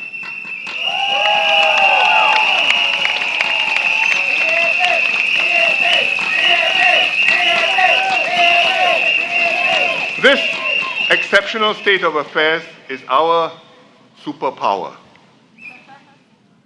Other people can see it. Can they imitate it? You try. Cannot. It takes 60 years to build and to come here. You lose it, it's gone, and we will have lost it too. keep it. I ask for your help to keep Singapore exceptional, to keep your government exceptional. Not to reward the PAP for anything which it may have done, but for your own sake, because to deal with this world, to succeed in this world, you need an exceptional team and an exceptional quality of government. And the PAP will do our best to provide you that.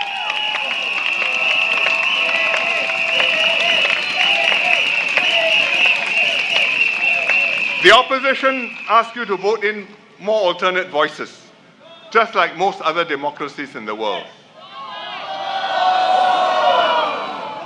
Yes, opposition parties and opposition MPs have a role to play. That's the way our democracies work.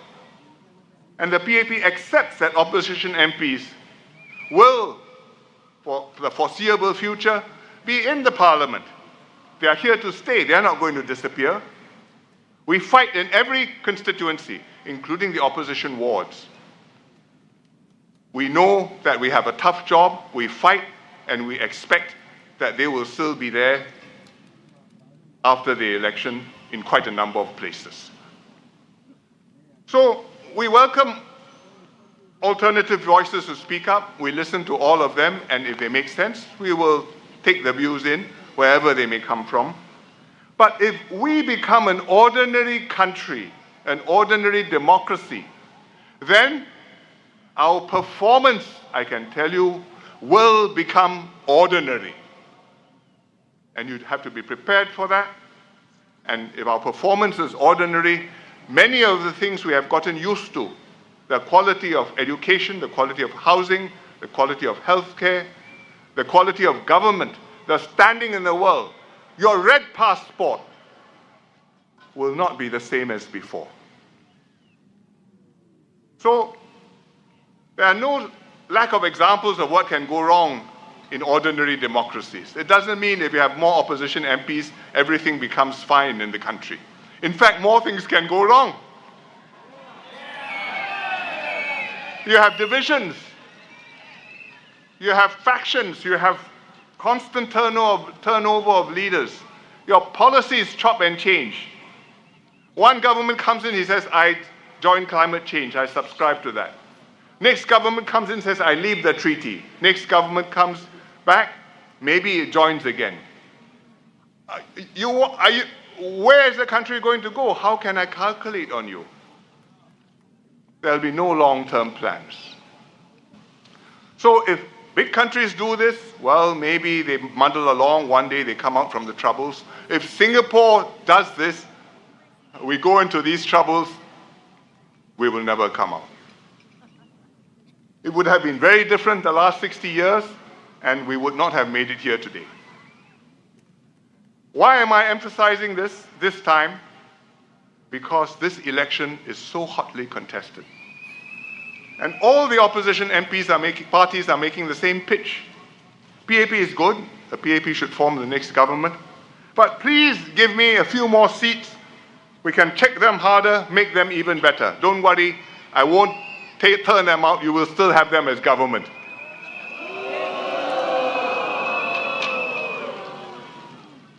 And some Singaporeans have bought into this argument, believing that we can have our cake and eat it.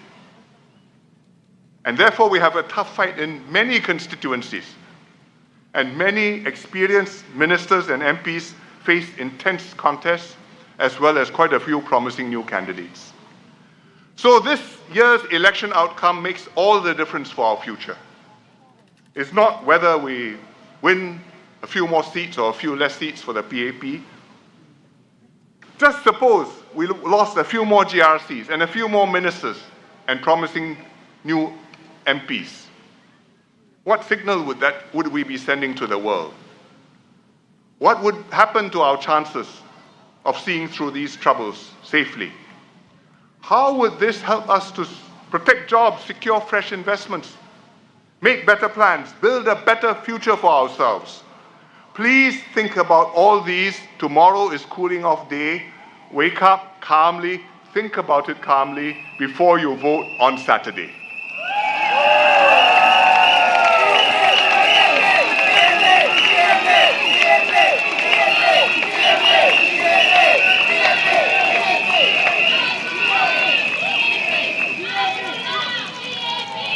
For 40 years, since I first entered politics, I have done my best to help to make Singapore exceptional and to keep Singapore exceptional.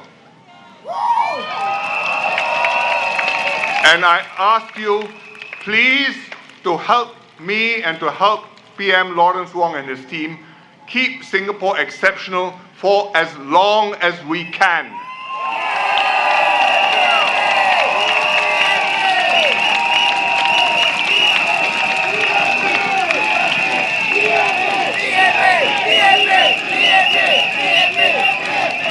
This will always require capable, committed,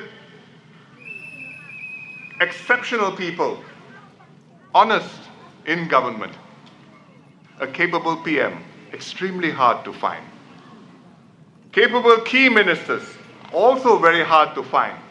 A whole team of good ministers and MPs working cohesively together, equally difficult, maybe even harder. The PAP has done our part. We've kept faith, we've done right by Singaporeans, and we've identified and inducted young and capable people to take the country forward, to take over from us the next generation with the same zeal, with renewed resolve, so that we can keep on serving Singapore well and keep on winning your mandate every 5 years. So your vote will decide whether we are able to keep Singapore exceptional, keep the Singapore miracle going for another 5 years, at least.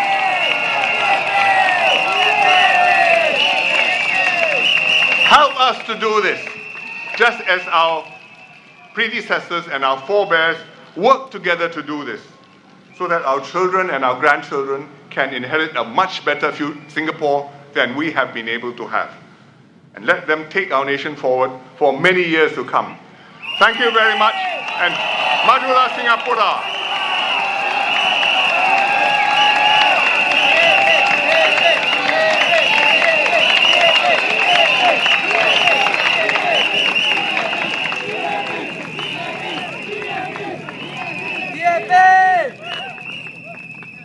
Thank you very much.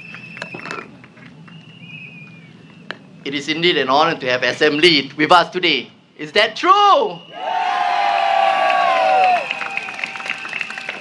Okay, our next speaker is not someone who will just look left, look right, look left, look right. He is someone who believes in hands-on, people-first leadership, ensuring that every resident, regardless of age and background, has a voice in shaping the community. He is familiar, he is approachable, he is responsible. Please give a round of applause to Mr. Bae Yap Keng!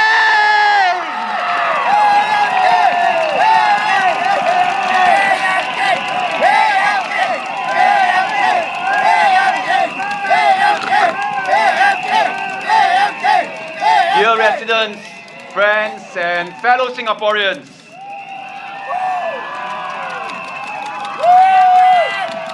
we are now at the final stretch of this election.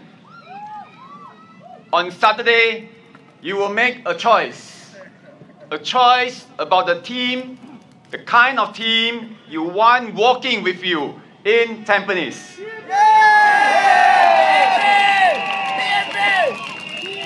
This is the toughest contest I faced since I entered politics in 2006. And I do not take for granted that we will be re-elected. So I want to make a personal appeal to you, to let us continue to work with you and to work for you.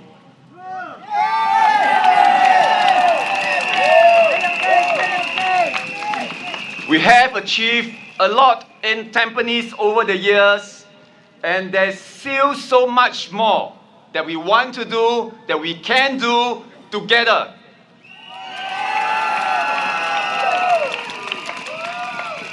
You know me and my team well. I served in Tampines for 14 years, 1/4 of my life.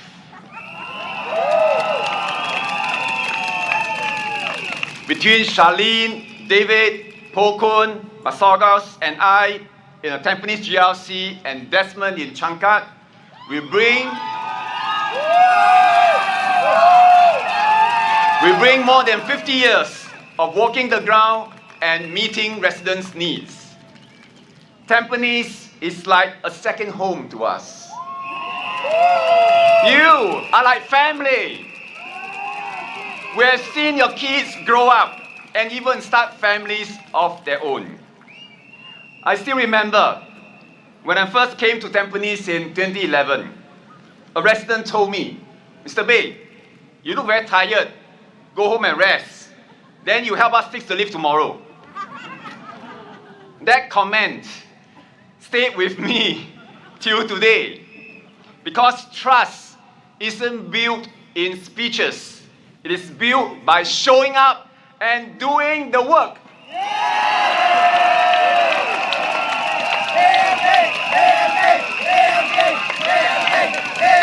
Time after time, my colleagues and I have been energized by the spirit of care in this Tampines community. During COVID, we delivered food packs to families in Tampines. Residents sold and gave out reusable masks. Some helped children get laptops and Wi-Fi so that they do not fall behind in school. We organized Zoom birthday parties, and I hosted online Kahoot games so that residents can still get together even though we can't meet face to face. This wasn't the government plan, that was you. This is Tampines.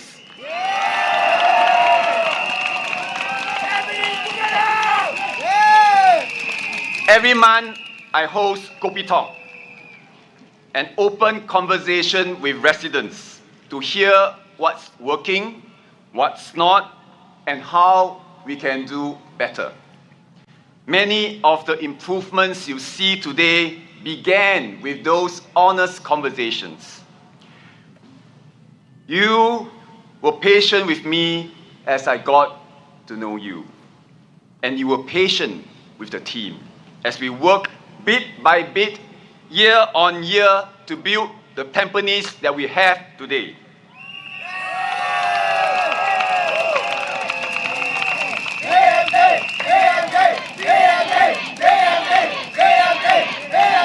Tampines is the shining beacon in the east, the first cycling town, first eco town, and home to our Tampines hub.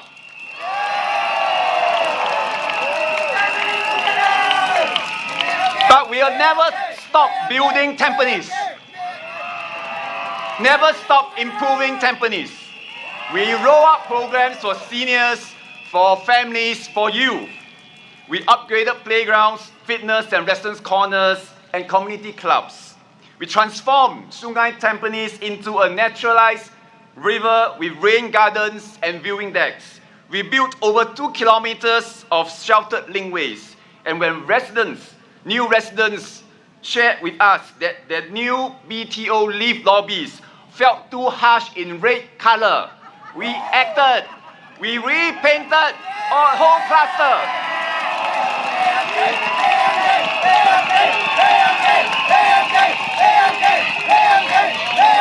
But we are not done. We have set out plans in our 5-year master plan to upgrade homes and bring neighbors even closer. New problems will arise, and we will fix them. For example, in the new BTOs, some of you have shared that there's no proper place to dispose of your bulky waste properly. I understand your concerns. It is unsightly and unsafe. It is a consequence of a design that's ahead of change in human behavior. I've already raised this with the authorities, and I'm working on it.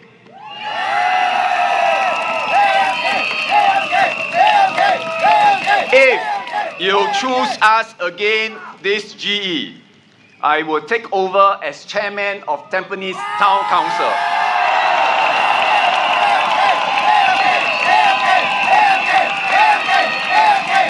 My team and I will work with you to see our plans through and solve problems on the ground. As chairman, I will focus on the everyday things that matter. We'll improve estate cleanliness, roll out more solar panels, and add rest points and ramps for seniors across all 6 divisions.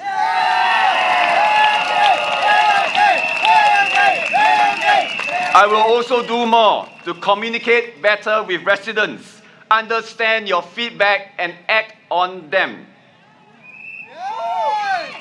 These things may not make headlines, but they make a difference every day in your everyday life in Tampines.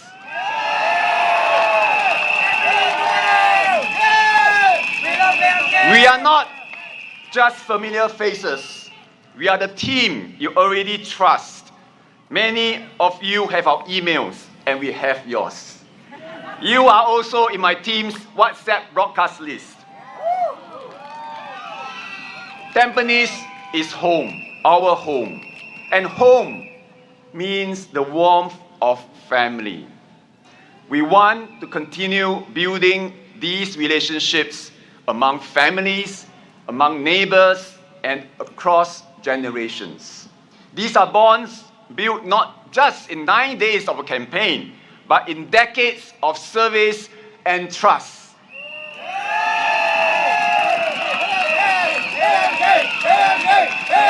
It has been a joy and an honor to serve you and to build Tampines together with you. We humbly ask you to let us serve you again.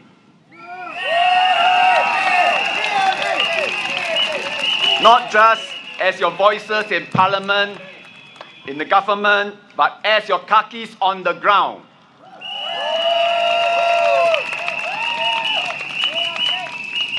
On Saturday, please let us return home with you. I want to be back to work with you, work for you, and stand up for Tampines. "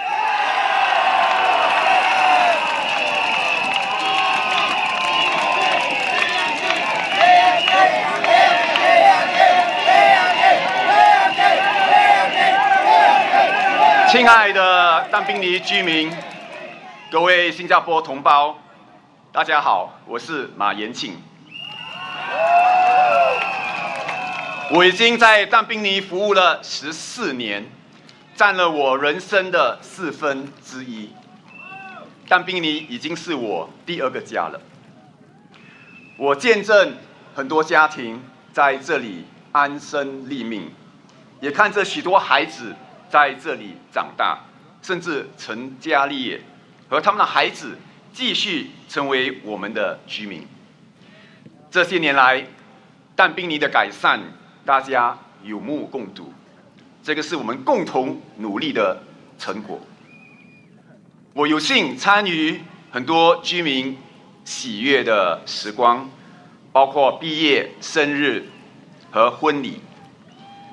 居民脆弱的时候，我也尽我最大的能力，成为你们能够依靠的肩膀，帮你解决问题，陪伴你度过生活中的不如意和低潮。这个陪伴是双向的，你们也陪了我度过人生的很多起起伏伏。几年前，我的健康出现一点问题，那段时间，当兵的团队和居民给予了很大的支持和鼓励，就像我的家人一样，给了我很大的力量，这是我一辈子不会忘记的。我要谢谢你们。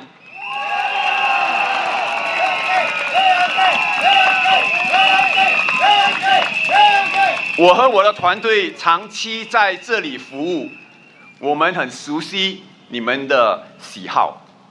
我们一直尽力满足你们的需求。你一滑手机就可以找到我。当然，这个过程不可能是完美的，社区在改变，新的族区越来越多，我们时不时会面对新的挑战和问题。可是我能保证的是，我们一旦发现问题，就会尽快去处理和解决。有些事情需要多一些时间来协调，居民也往往很愿意给予耐心和理解，因为居民知道我们已经在努力中，这个是我们之间多年来的默契和信任。我和我的团队承诺，我们会为所有的但宾尼居民服务，无论种族、年龄和背景，我们都是一家人。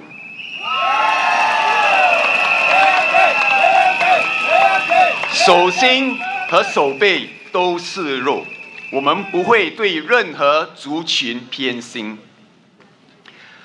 如果这次大选，各位居民再次给予我们信任，我也将接任但宾尼市政理事会主席。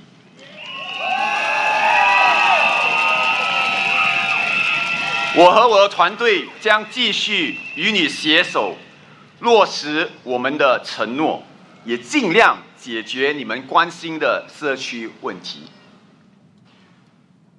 能够为你们服务，与你们一起建设但宾尼，带给我很大的喜悦和满足感，这是我的荣幸，我很感恩。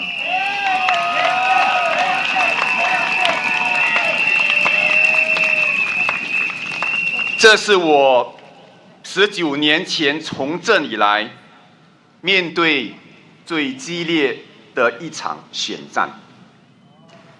今晚，我带着最诚恳的心呼吁大家，请继续信任我们，让我们为您服务。2011年，我第一次来到但宾尼竞选，也在5月。当选后，我们就和但宾尼的妈妈们庆祝母亲节。下个星期天也是母亲节了，我希望再次和你们一起庆祝。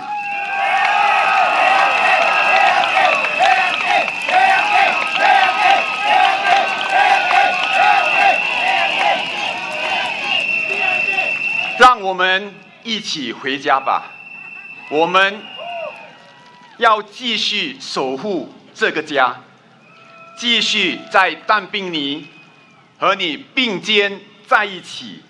我们会为你、为你们、为你家人、为你但宾尼不断努力。请支持人民行动党，请支持我们，请投我们一票。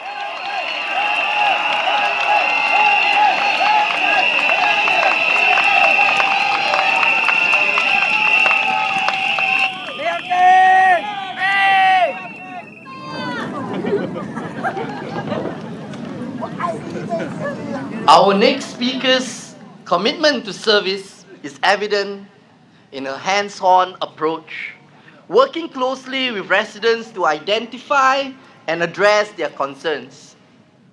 She embodies a leadership style that combines empathy with action, ensuring every voice in the community is heard and valued. Let us welcome Dr. Charlene Chen!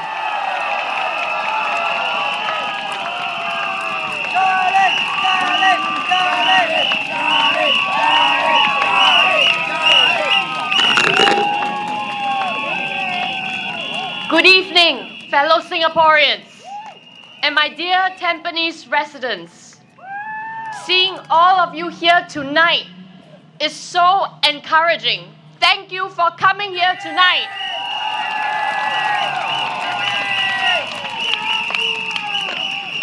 You know, there's something truly special about Tampines. I recently met a resident who shared how she had moved from the 800 series to the 900 series and then to the 400 series, but never once left Tampines. And this is not one isolated case. It goes to show how deeply rooted people are here. People who live in Tampines stay in Tampines.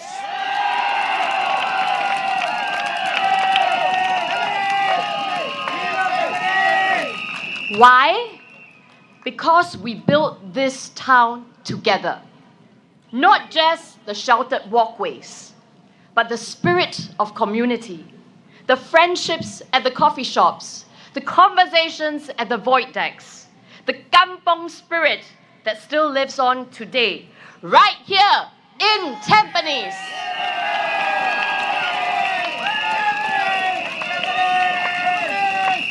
These things didn't appear overnight. They were built over several decades with trust. What we have here is more than infrastructure. It's a social compact, a deep bond between residents and your PAP MPs over the years. One that has been nurtured carefully across good times and tough times. It is this trust that made Tampines the home it is today. Those of you who have lived here since the early days will remember how far we've come. From kampong roads to a bustling town center with heart. We are proud of what we have built. And yes, we can always improve. But this bond, this trust is real.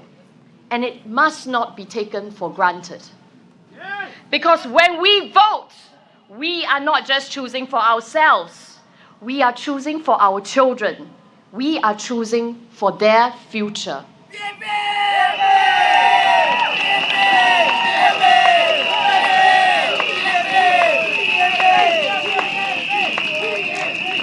As a parent, I know this truth. The moment we become parents, our children become the center of our universe. Our worries shift, our decisions carry more weight. We think about schools, their dreams, and how to protect them. Many of us are part of the sandwich generation, raising young children, supporting aging parents, and trying to hold everything together. It's not easy. And in times like these, every choice matters. This election, do we continue with steady hands and clear direction, or do we risk everything we have built together? Remember that the boat isn't just ours. Our children are in it too. This is not about making a statement. It's about making a wise, thoughtful choice for your family's future.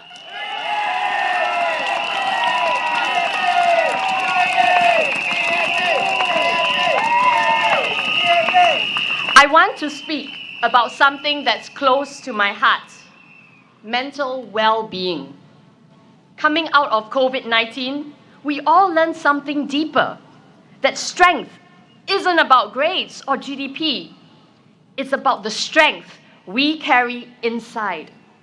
How we support one another, how we cope, heal, and move forward. As a psychologist, I'm proud that Singapore is taking this seriously. And it's not just words. The government is investing in mental health services, bringing care closer to where we live, working with schools, communities, and families.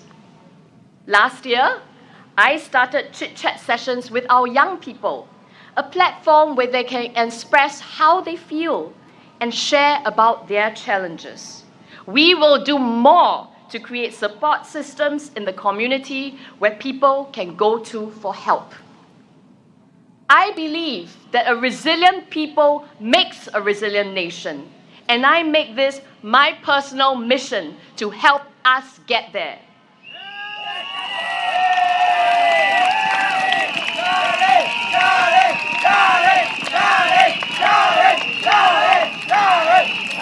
In the face of global uncertainty, resilience will be our greatest strength.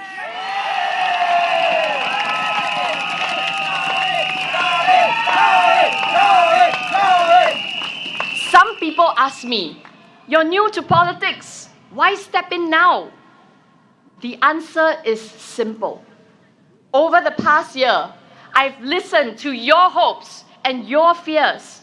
The young person unsure about their job prospects, the caregiver who seems strong on the outside but is exhausted inside. These aren't just statistics to me. These are conversations I carry with me, and I've acted. I met a resident who came to us for help with finding a job. He was grateful to us when he eventually landed a job. But we didn't stop there. He represents others in similar situations, so we organized job fairs right here in Tampines.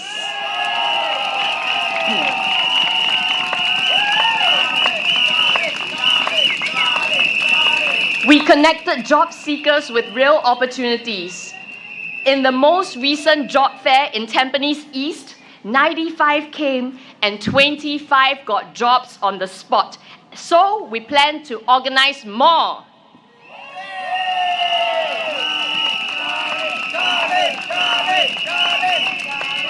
We've pushed for services that matter. More active aging centers, family nexus at our Tampines hub, enabling services hub for people with special needs, child-minding services for busy parents.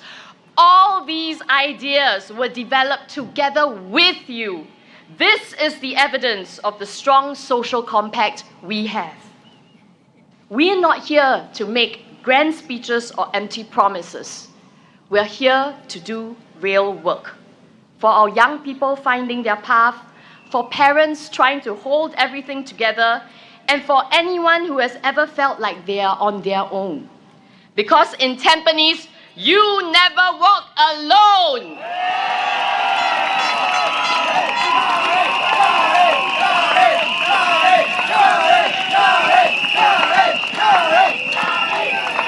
We've been working alongside you for years, and we'll keep building this together.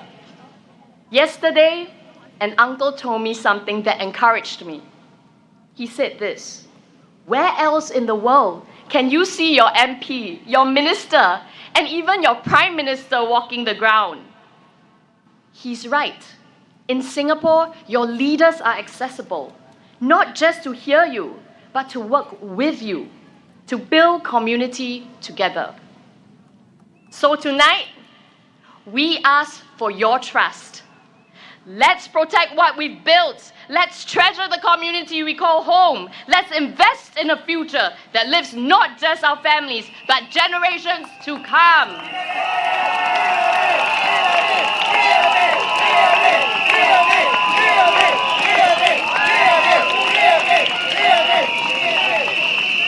We are not just building for today. We are future-proofing for tomorrow. Vote for the People's Action Party. Vote for your children. Vote for your future.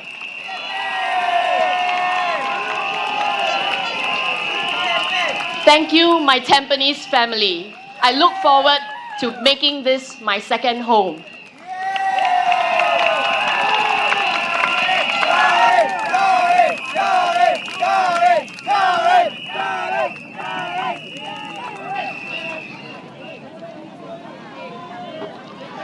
Our next speaker is a humble natural leader with a big heart for service. He is also known for saying, "It's a great day in Tampines." He truly understands hardship and family sacrifice. That's why he cares deeply about supporting families, protecting youth, and building a safer, kinder family. He is new to politics, but not new to leadership. And definitely not new to putting others first. Tonight, he'll speak to you in English, Mandarin, and Malay. Please welcome Mr. David Neo!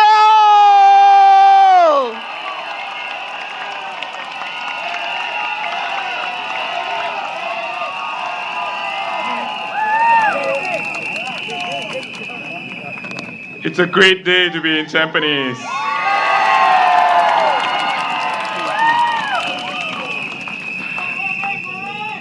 Good evening, friends and residents of Tampines. It's so great to see all of you here. Let's give ourselves a big round of applause.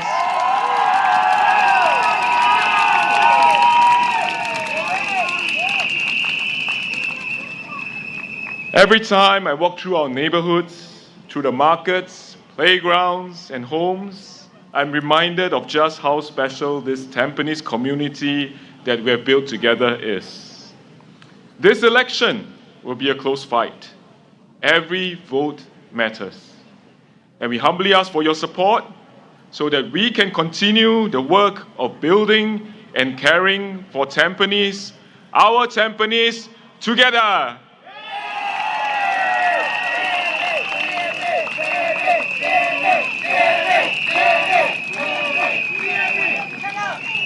I feel deeply honored to be part of this Tampines team, a team that believes in serving you, standing with you, and making our home a better place for everyone. Over the past few weeks, I've been visiting many of you in your homes. I've seen firsthand the difference that our collective efforts have made. When I was on my home visits, I chanced upon a pioneer being cared for by a community nurse right in her own home, so she didn't have to travel to the hospital. I visited Sparkle Tots at Block 647 and saw their playtime and learning alongside the seniors living next door at St. Andrew's Nursing Home. I joined our seniors in the House of Joy Active Aging Center at Block 610 for breakfast. And where they come together to exercise, to have a great time of bonding, and build a strong community, regardless of race, language, or religion.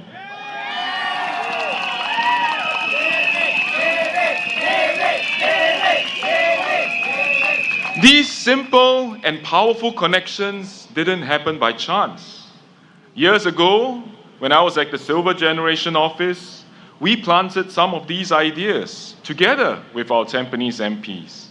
But it is through the hard work and love of our Tampines MPs, community volunteers, and all of you that they have become reality. We have grown the number of active aging centers in Tampines to 9, and we also have 2 polyclinics to serve our seniors right here in the community. And we know that more can be done. I recently met a remarkable 99-year-old pioneer, spirited, lively, and she shared with me how lonely she feels sometimes. And it reminds us that beyond programs and policies, we must build a caring community. A Tampines where we look out for one another, where we leave no one behind.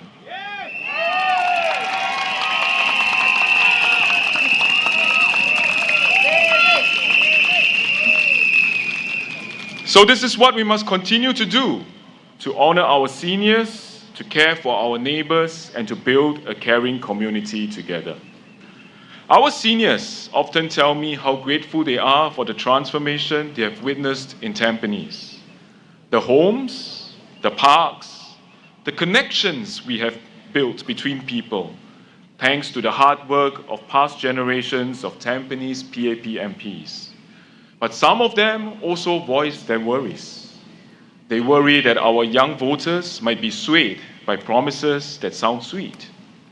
But here, I must say, I have faith in our young people. In my past roles, I've dedicated much time to engage our youth.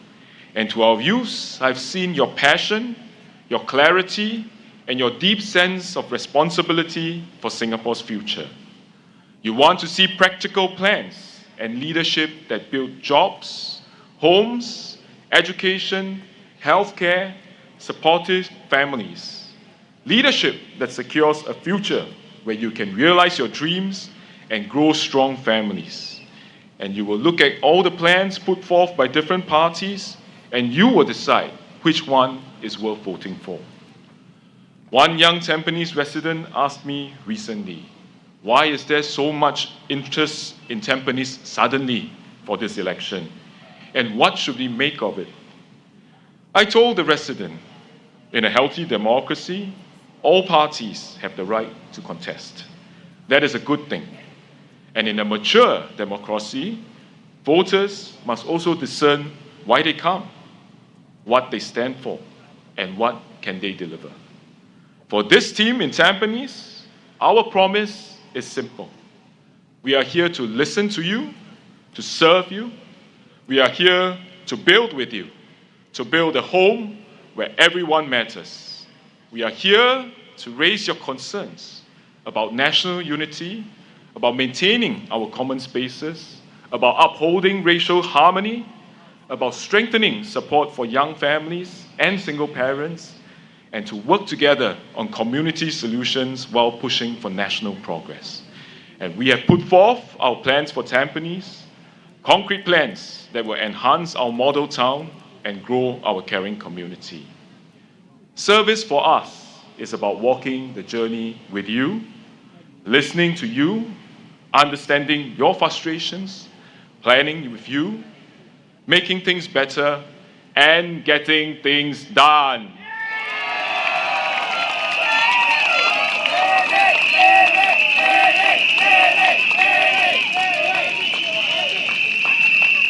It is about all of us making Tampines better together.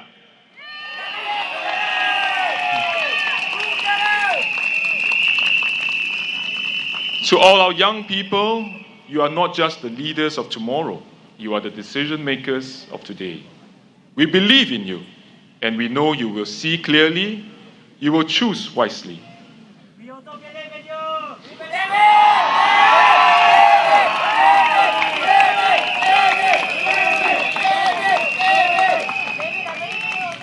So you know, this morning I woke up, the sun didn't rise.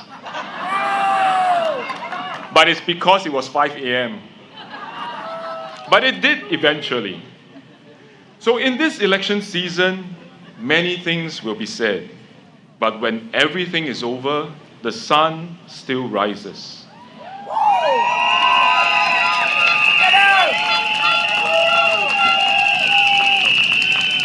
And my hope is that when all this is over, we stay united as one people, together as one Tampines.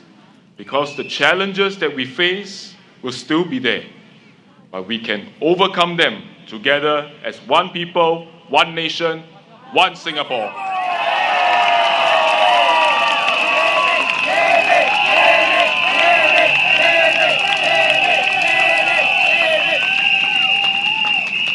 So choose action, choose integrity, choose unity, choose a future you can believe in and people who will build it for you, with you.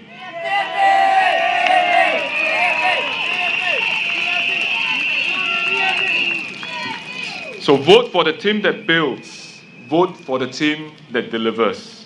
Vote for the team that will serve you and work to make your everyday great. Vote for the PAP.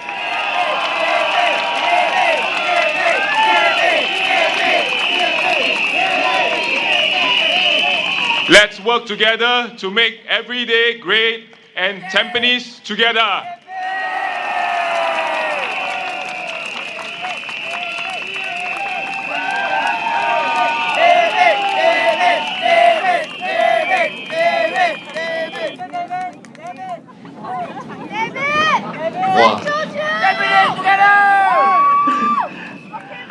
Our next speaker is not just a national figure.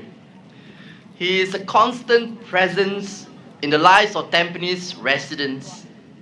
He leads with calm, clarity, and compassion. He is like a big brother to me and a father figure to many of us. Okay, let's welcome our anchor minister, Mr. Masagos Zulkifli, to the stage. Mr. Masagos, Masagos, Masagos, Masagos, Masagos, Masagos, Masagos, Masagos, Masagos,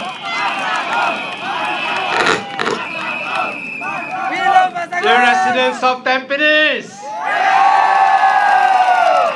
First, let me thank all our fellow Tampines residents who spoke before us. And let's give again a special Tampines welcome to our SM Lee.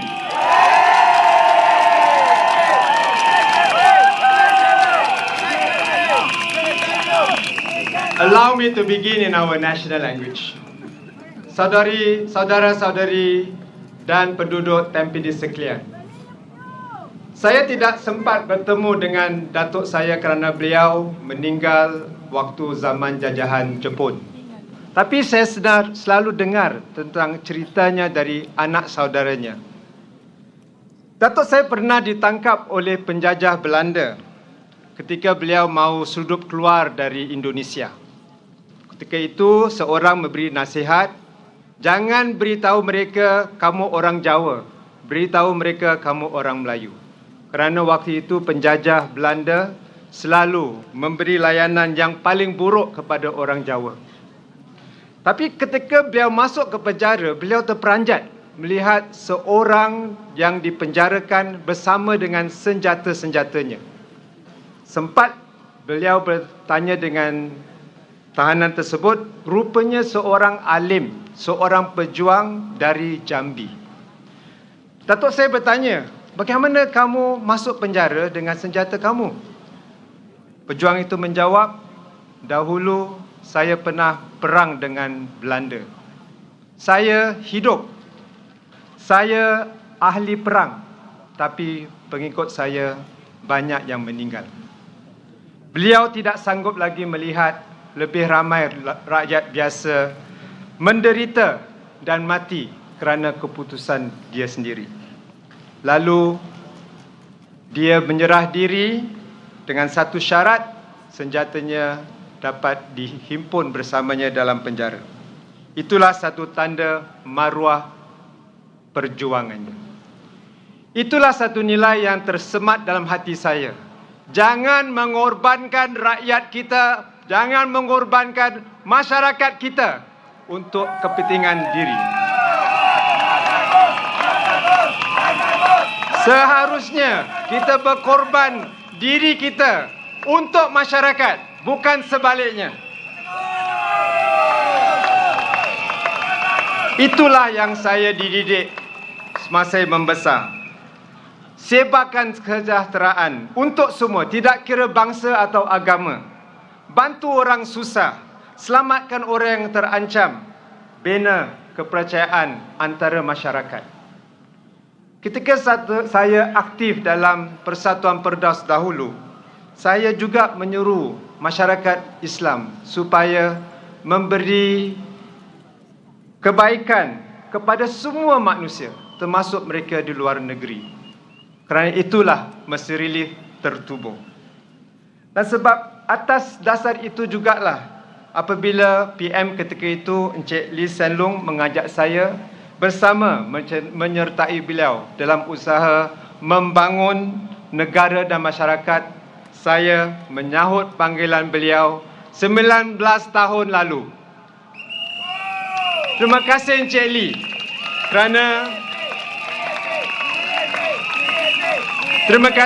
Lee kerana meyakinkan saya untuk berkhidmat demi negara, demi masyarakat kita. 5 tahun lalu saya mengambil alih tugas daripada Dr. Yaakob Ibrahim, seorang tokoh kita juga yang banyak berjasa kepada masyarakat kita. Walaupun beliau sering dikecam, beliau tetap sabar, beliau beristiqamah. Begitu juga Encik Abdullah Tarmugi. Beliau kekal komited kerana sayangnya beliau kepada masyarakat kita. Kita sedar masih banyak yang belum sempurna. Tidak semua permintaan masyarakat dapat dikabulkan dengan serta-merta. Saya mohon maaf jika ada perkara yang belum dapat ditunaikan. Namun, pemerintah akan terus berusaha. Kami akan terus mendengar, berdialog agar segala permasalahan masyarakat kita diselesaikan sebaik mungkin walau sesukar mana pun. Kerana jasa pemimpin-pemimpin sebelum kita, masyarakat kita telah bangun dengan lebih kukuh sejak berbanding daripada 60 tahun yang lalu. Kini kita berada di ambang kejayaan menuju sebuah yang saya sebut masyarakat gemilang, yang bukan hanya gemilang dan maju, tapi sebenarnya dihormati masyarakat lain di Singapura dan di luar negeri. Menteri-menteri dari Kemboja, Filipina dan Thailand sendiri datang memohon kepada saya, bantulah kami bangunkan masyarakat gemilang di negara kami. Mereka mahu supaya mereka juga dapat menikmati keamanan dan kemakmuran dan hidup harmoni dengan masyarakat lain. Saya berhasrat untuk membantu mereka bersama anda semua. Tuan-tuan dan puan-puan, hasil kemajuan kita semua, kini kita mampu membina 2 masjid lagi. Satu di Tampines dan satu di Tengah. Kita juga dapat membantu fakir miskin di negara kita kerana kemajuan ekonomi masyarakat kita. Tapi kita tidak melupakan penderitaan mangsa di Gaza. Setakat ini masyarakat kita telah dengan murah hati mereka dapat mengumpulkan $15 juta untuk mangsa kekejaman di Gaza. Terima kasih masyarakat Melayu Islam.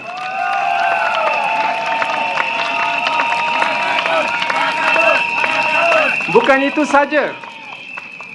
Kerana asatiza kita lebih bertauliah, mereka lebih bersedia untuk mengajar di institusi yang lebih tinggi.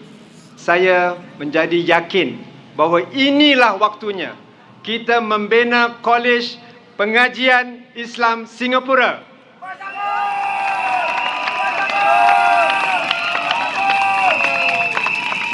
Dan kita harus memikirkan masa panjang. Sebab itulah wakaf masyarakat Singapura sedang dibangunkan dan akan menjadi tunjang utama supaya ada kesinambungan semua masjid-masjid yang kita telah bangunkan dan juga Kolej Islam kita nanti. Dengan bantuan anda, dengan kita bekerja bersama, kita akan kekalkan institusi tersebut. Sekarang izinkan saya mengakhiri dengan menyingkap sedikit perancangan 5 tahun mendatang.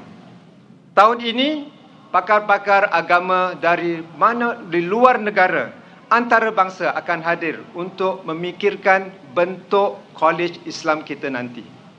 Tahun depan, MUIS akan menganjurkan persidangan ICOS yang ketiga.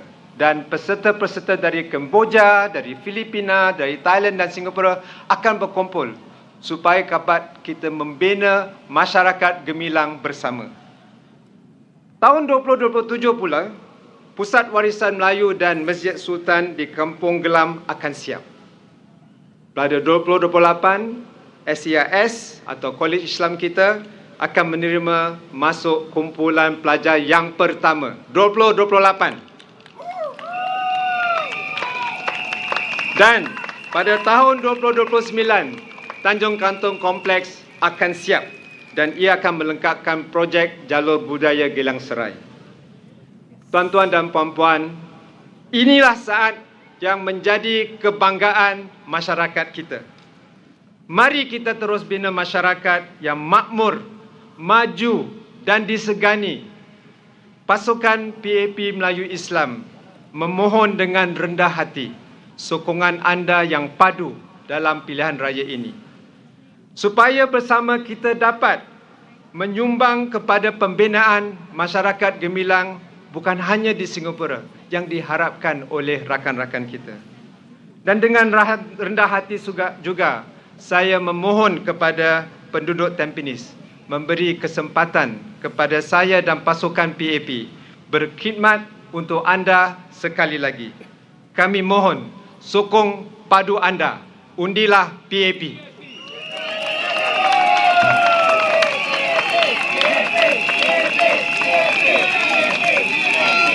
Dear residents of Tampines, tonight we have come to ask Tampines residents to give us the opportunity to imagine, to shape, to build the future of Tampines together. The PAP government has been building homes, building roads, facilities for decades. But more than that, it was the PAP government that shaped the very soul of our country. We come from all walks of life, but we can live harmoniously together, regardless of race, language, or religion.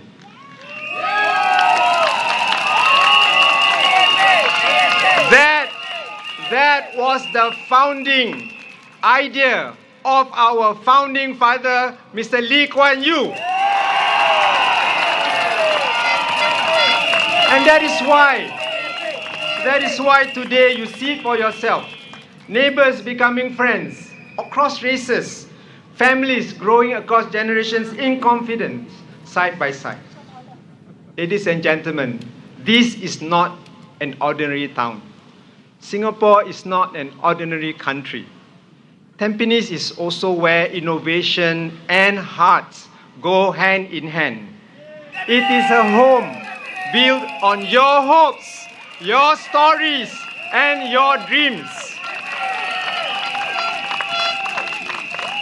Remember in 1979, Tampines was already a pioneer in urban living. It was never just a housing project. It was a bold vision, one that earned the only UN World Habitat Award in 1992. Now that was a very strong start, but the PAP team didn't stop there. We took courageous leap after leap. In 2011, the PAP teams and residents co-created our Tampines hubs together. Why did I say together? Because we wanted a place that's not just a facility. We wanted a place where it's not just for convenience. We wanted a place where there's connection. And that's why we brought 15,000 residents together. And what has now you can see, OTH is a huge facility the size of 17 soccer fields. But it is also a homely facility and the heartbeat of Tampines.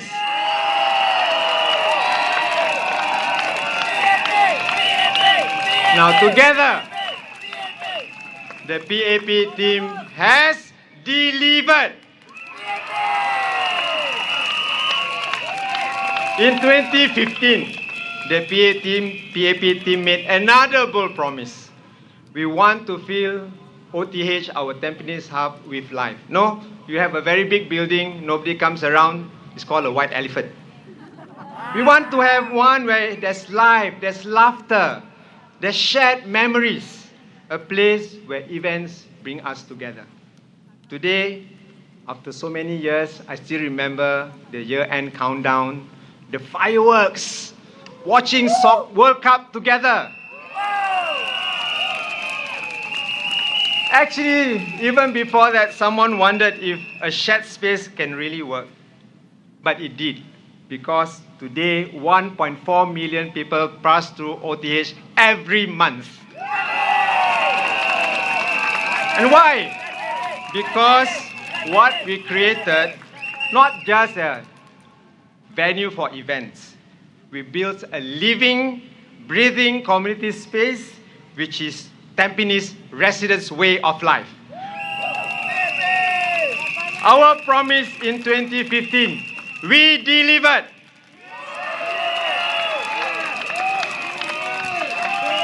In 2020, the PAP Tampines team made another bold promise. We want to make Tampines Singapore's first eco-town. But we know an eco-town cannot just be named, put a label there. It must be in action. Yes. So what do we have today? We are already a 20-minute town. Yes. What does it mean? It means you can walk to clinics, schools, parks, groceries. It's always close by. You can walk, you can ride, you can ride the public transport, or you can cycle. And Tampines was also Singapore's first cycling town. And not only is it a cycling town that residents want to cycle within Tampines, they tell us, please help us go beyond. So we are building the iconic cycling bridge to Pasir Ris town.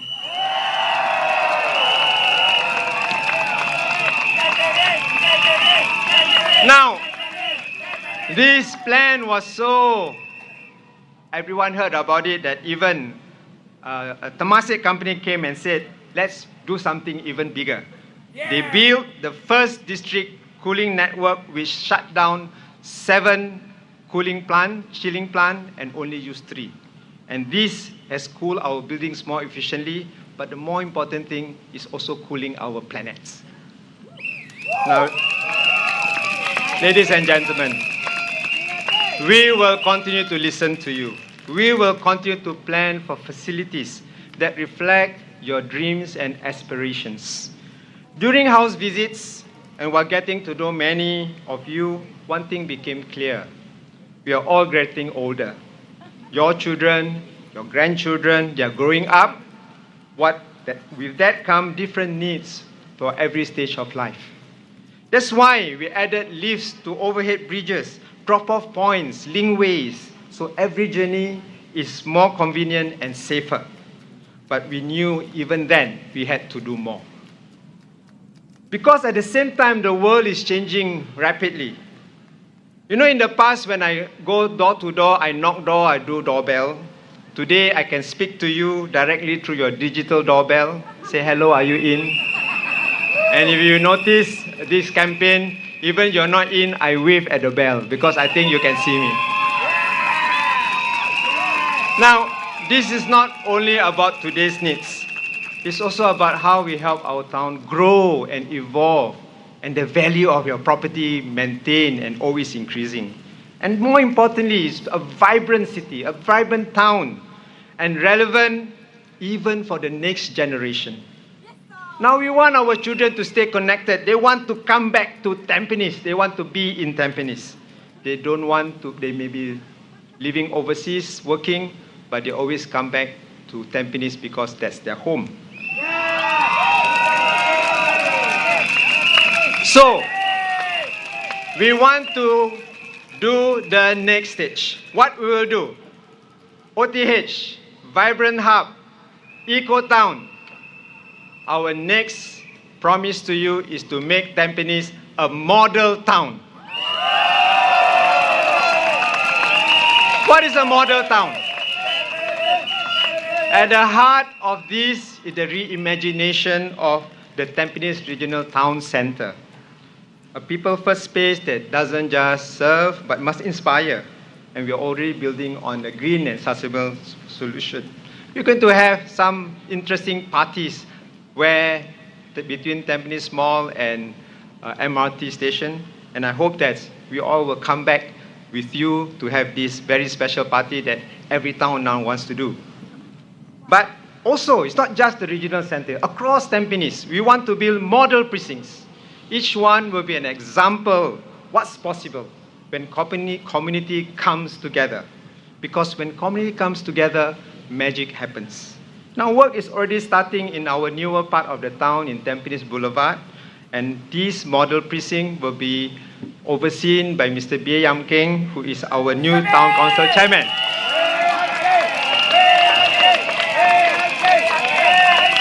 Ladies and gentlemen, anyone can build a town, anyone. But a model town, that takes more than bricks, because it takes hearts and people. Here in Tampines, we are more than just buildings and plans.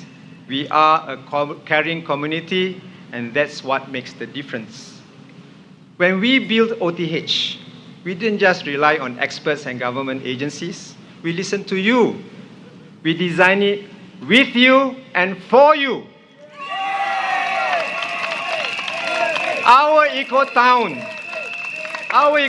is not just green roofs and solar panels. Every HDB town has this.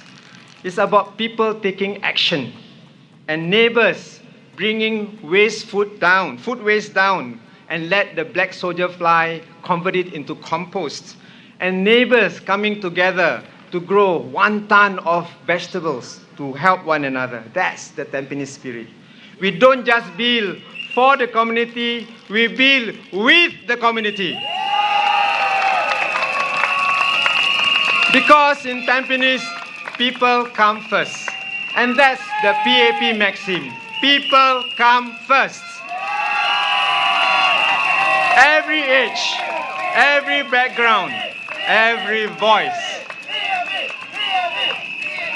For our seniors, we honor those who build our nation. We want to make the aging journey one of dignity and care. That's why in Tampines, we don't have 1 polyclinic, we have 2 polyclinics. Today, we already have 9 active aging centers, very modern. I've seen many of them, but we will build more. Because this is the way we want our seniors to stay active, connected, and going well, aging well. And even in the north of Tampines, a new nursing home is being built to ensure that our seniors are kept near their home. Now, for low-income families, we still have rental flats in Tampines, and we welcome them. But we are not just giving them support, which is not consistent. We want to make sure it's we want it to be consistent, and we want to make sure that families receive long-term tailored support. We provide groceries, distribution, festive goodie bags during festivals, and a community fridge for access to food when needed. There's 100 equal 50 fares that we have for our residents. We have PCF cares, and where families enjoy subsidized shopping. We even offer free haircuts. Because something small can bring big joy. Now for families, we are building a Tampines where families feel at home at all stages. A family nexus in OTH where parents can get guidance, support, resources. At Tampines East, we are piloting a new child-minding service. Kids can explore 17 spacious playgrounds around Tampines. Remember, it's only 20 minutes away at max. And families enjoy time in pet-friendly parks. Even families with children with disabilities, there's the pilot enabling services hub in Tampines, because we want them to be part of us. We involve them in events like Shaping Hearts, which is led by Mayor Desmond Choo. We have Inclusivity Sports Festival. Our message is, in Tampines, our team makes sure everyone belongs. This, ladies and gentlemen, is our vision. This is our promise. This is our PAP Tampines 5-year plan, not just about buildings, about community. A forward-looking roadmap built on the strong foundation successive leadership have built.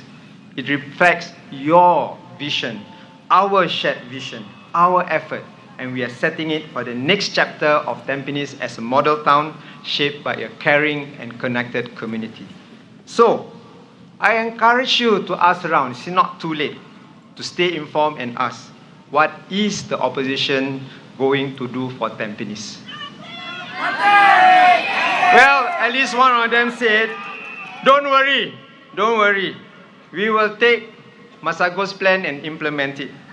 I said to them, excuse me, that's my plan. And just because you have read the in-flight magazine doesn't mean you know how to fly the plane. Residents, I know you know the difference. With PAP Tampines, we have always moved forward, journeying side by side with you, your ideas lighting the path.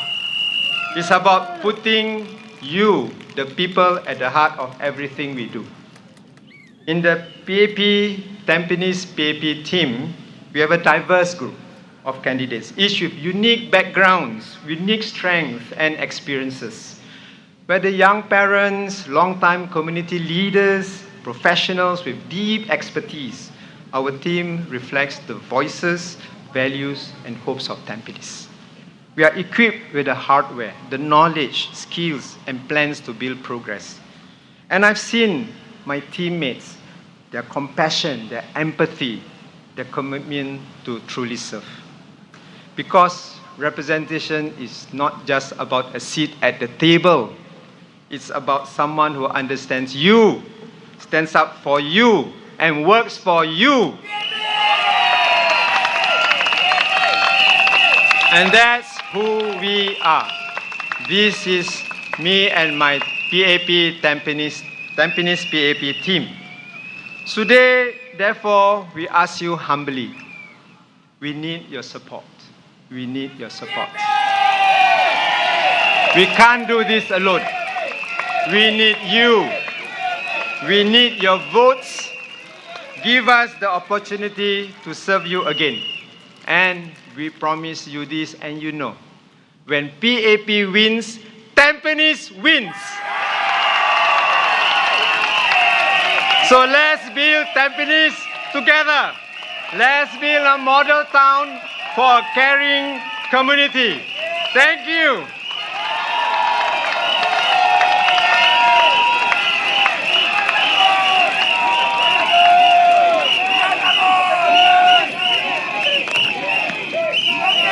Okay, as we approach the polls, let's remind ourselves, my dear Tampines residents, we don't vote for those who shout the loudest. We vote for those who stood with us, walked with us, and truly cared for us. We vote for service. We vote for stability. We vote for someone who earned our trust. We vote for the People's Action Party! Come everybody, let's cheer together!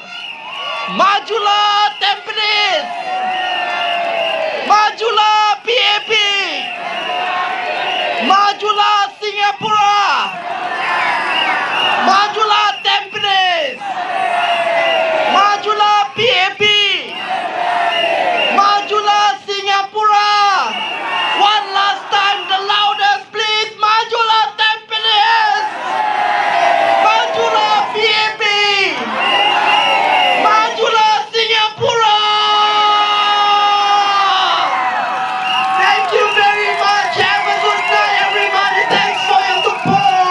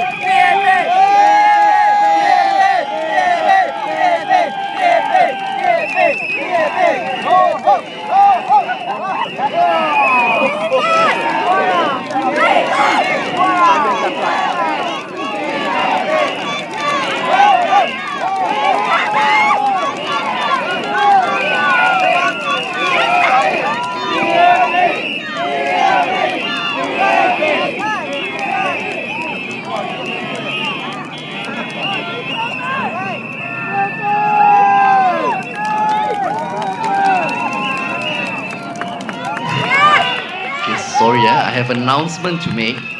The police found an NRIC, right, by the name of Wendy in the rally site. Would you be able to approach any one of the police officers for your lost NRIC? Wendy. Thank you very much.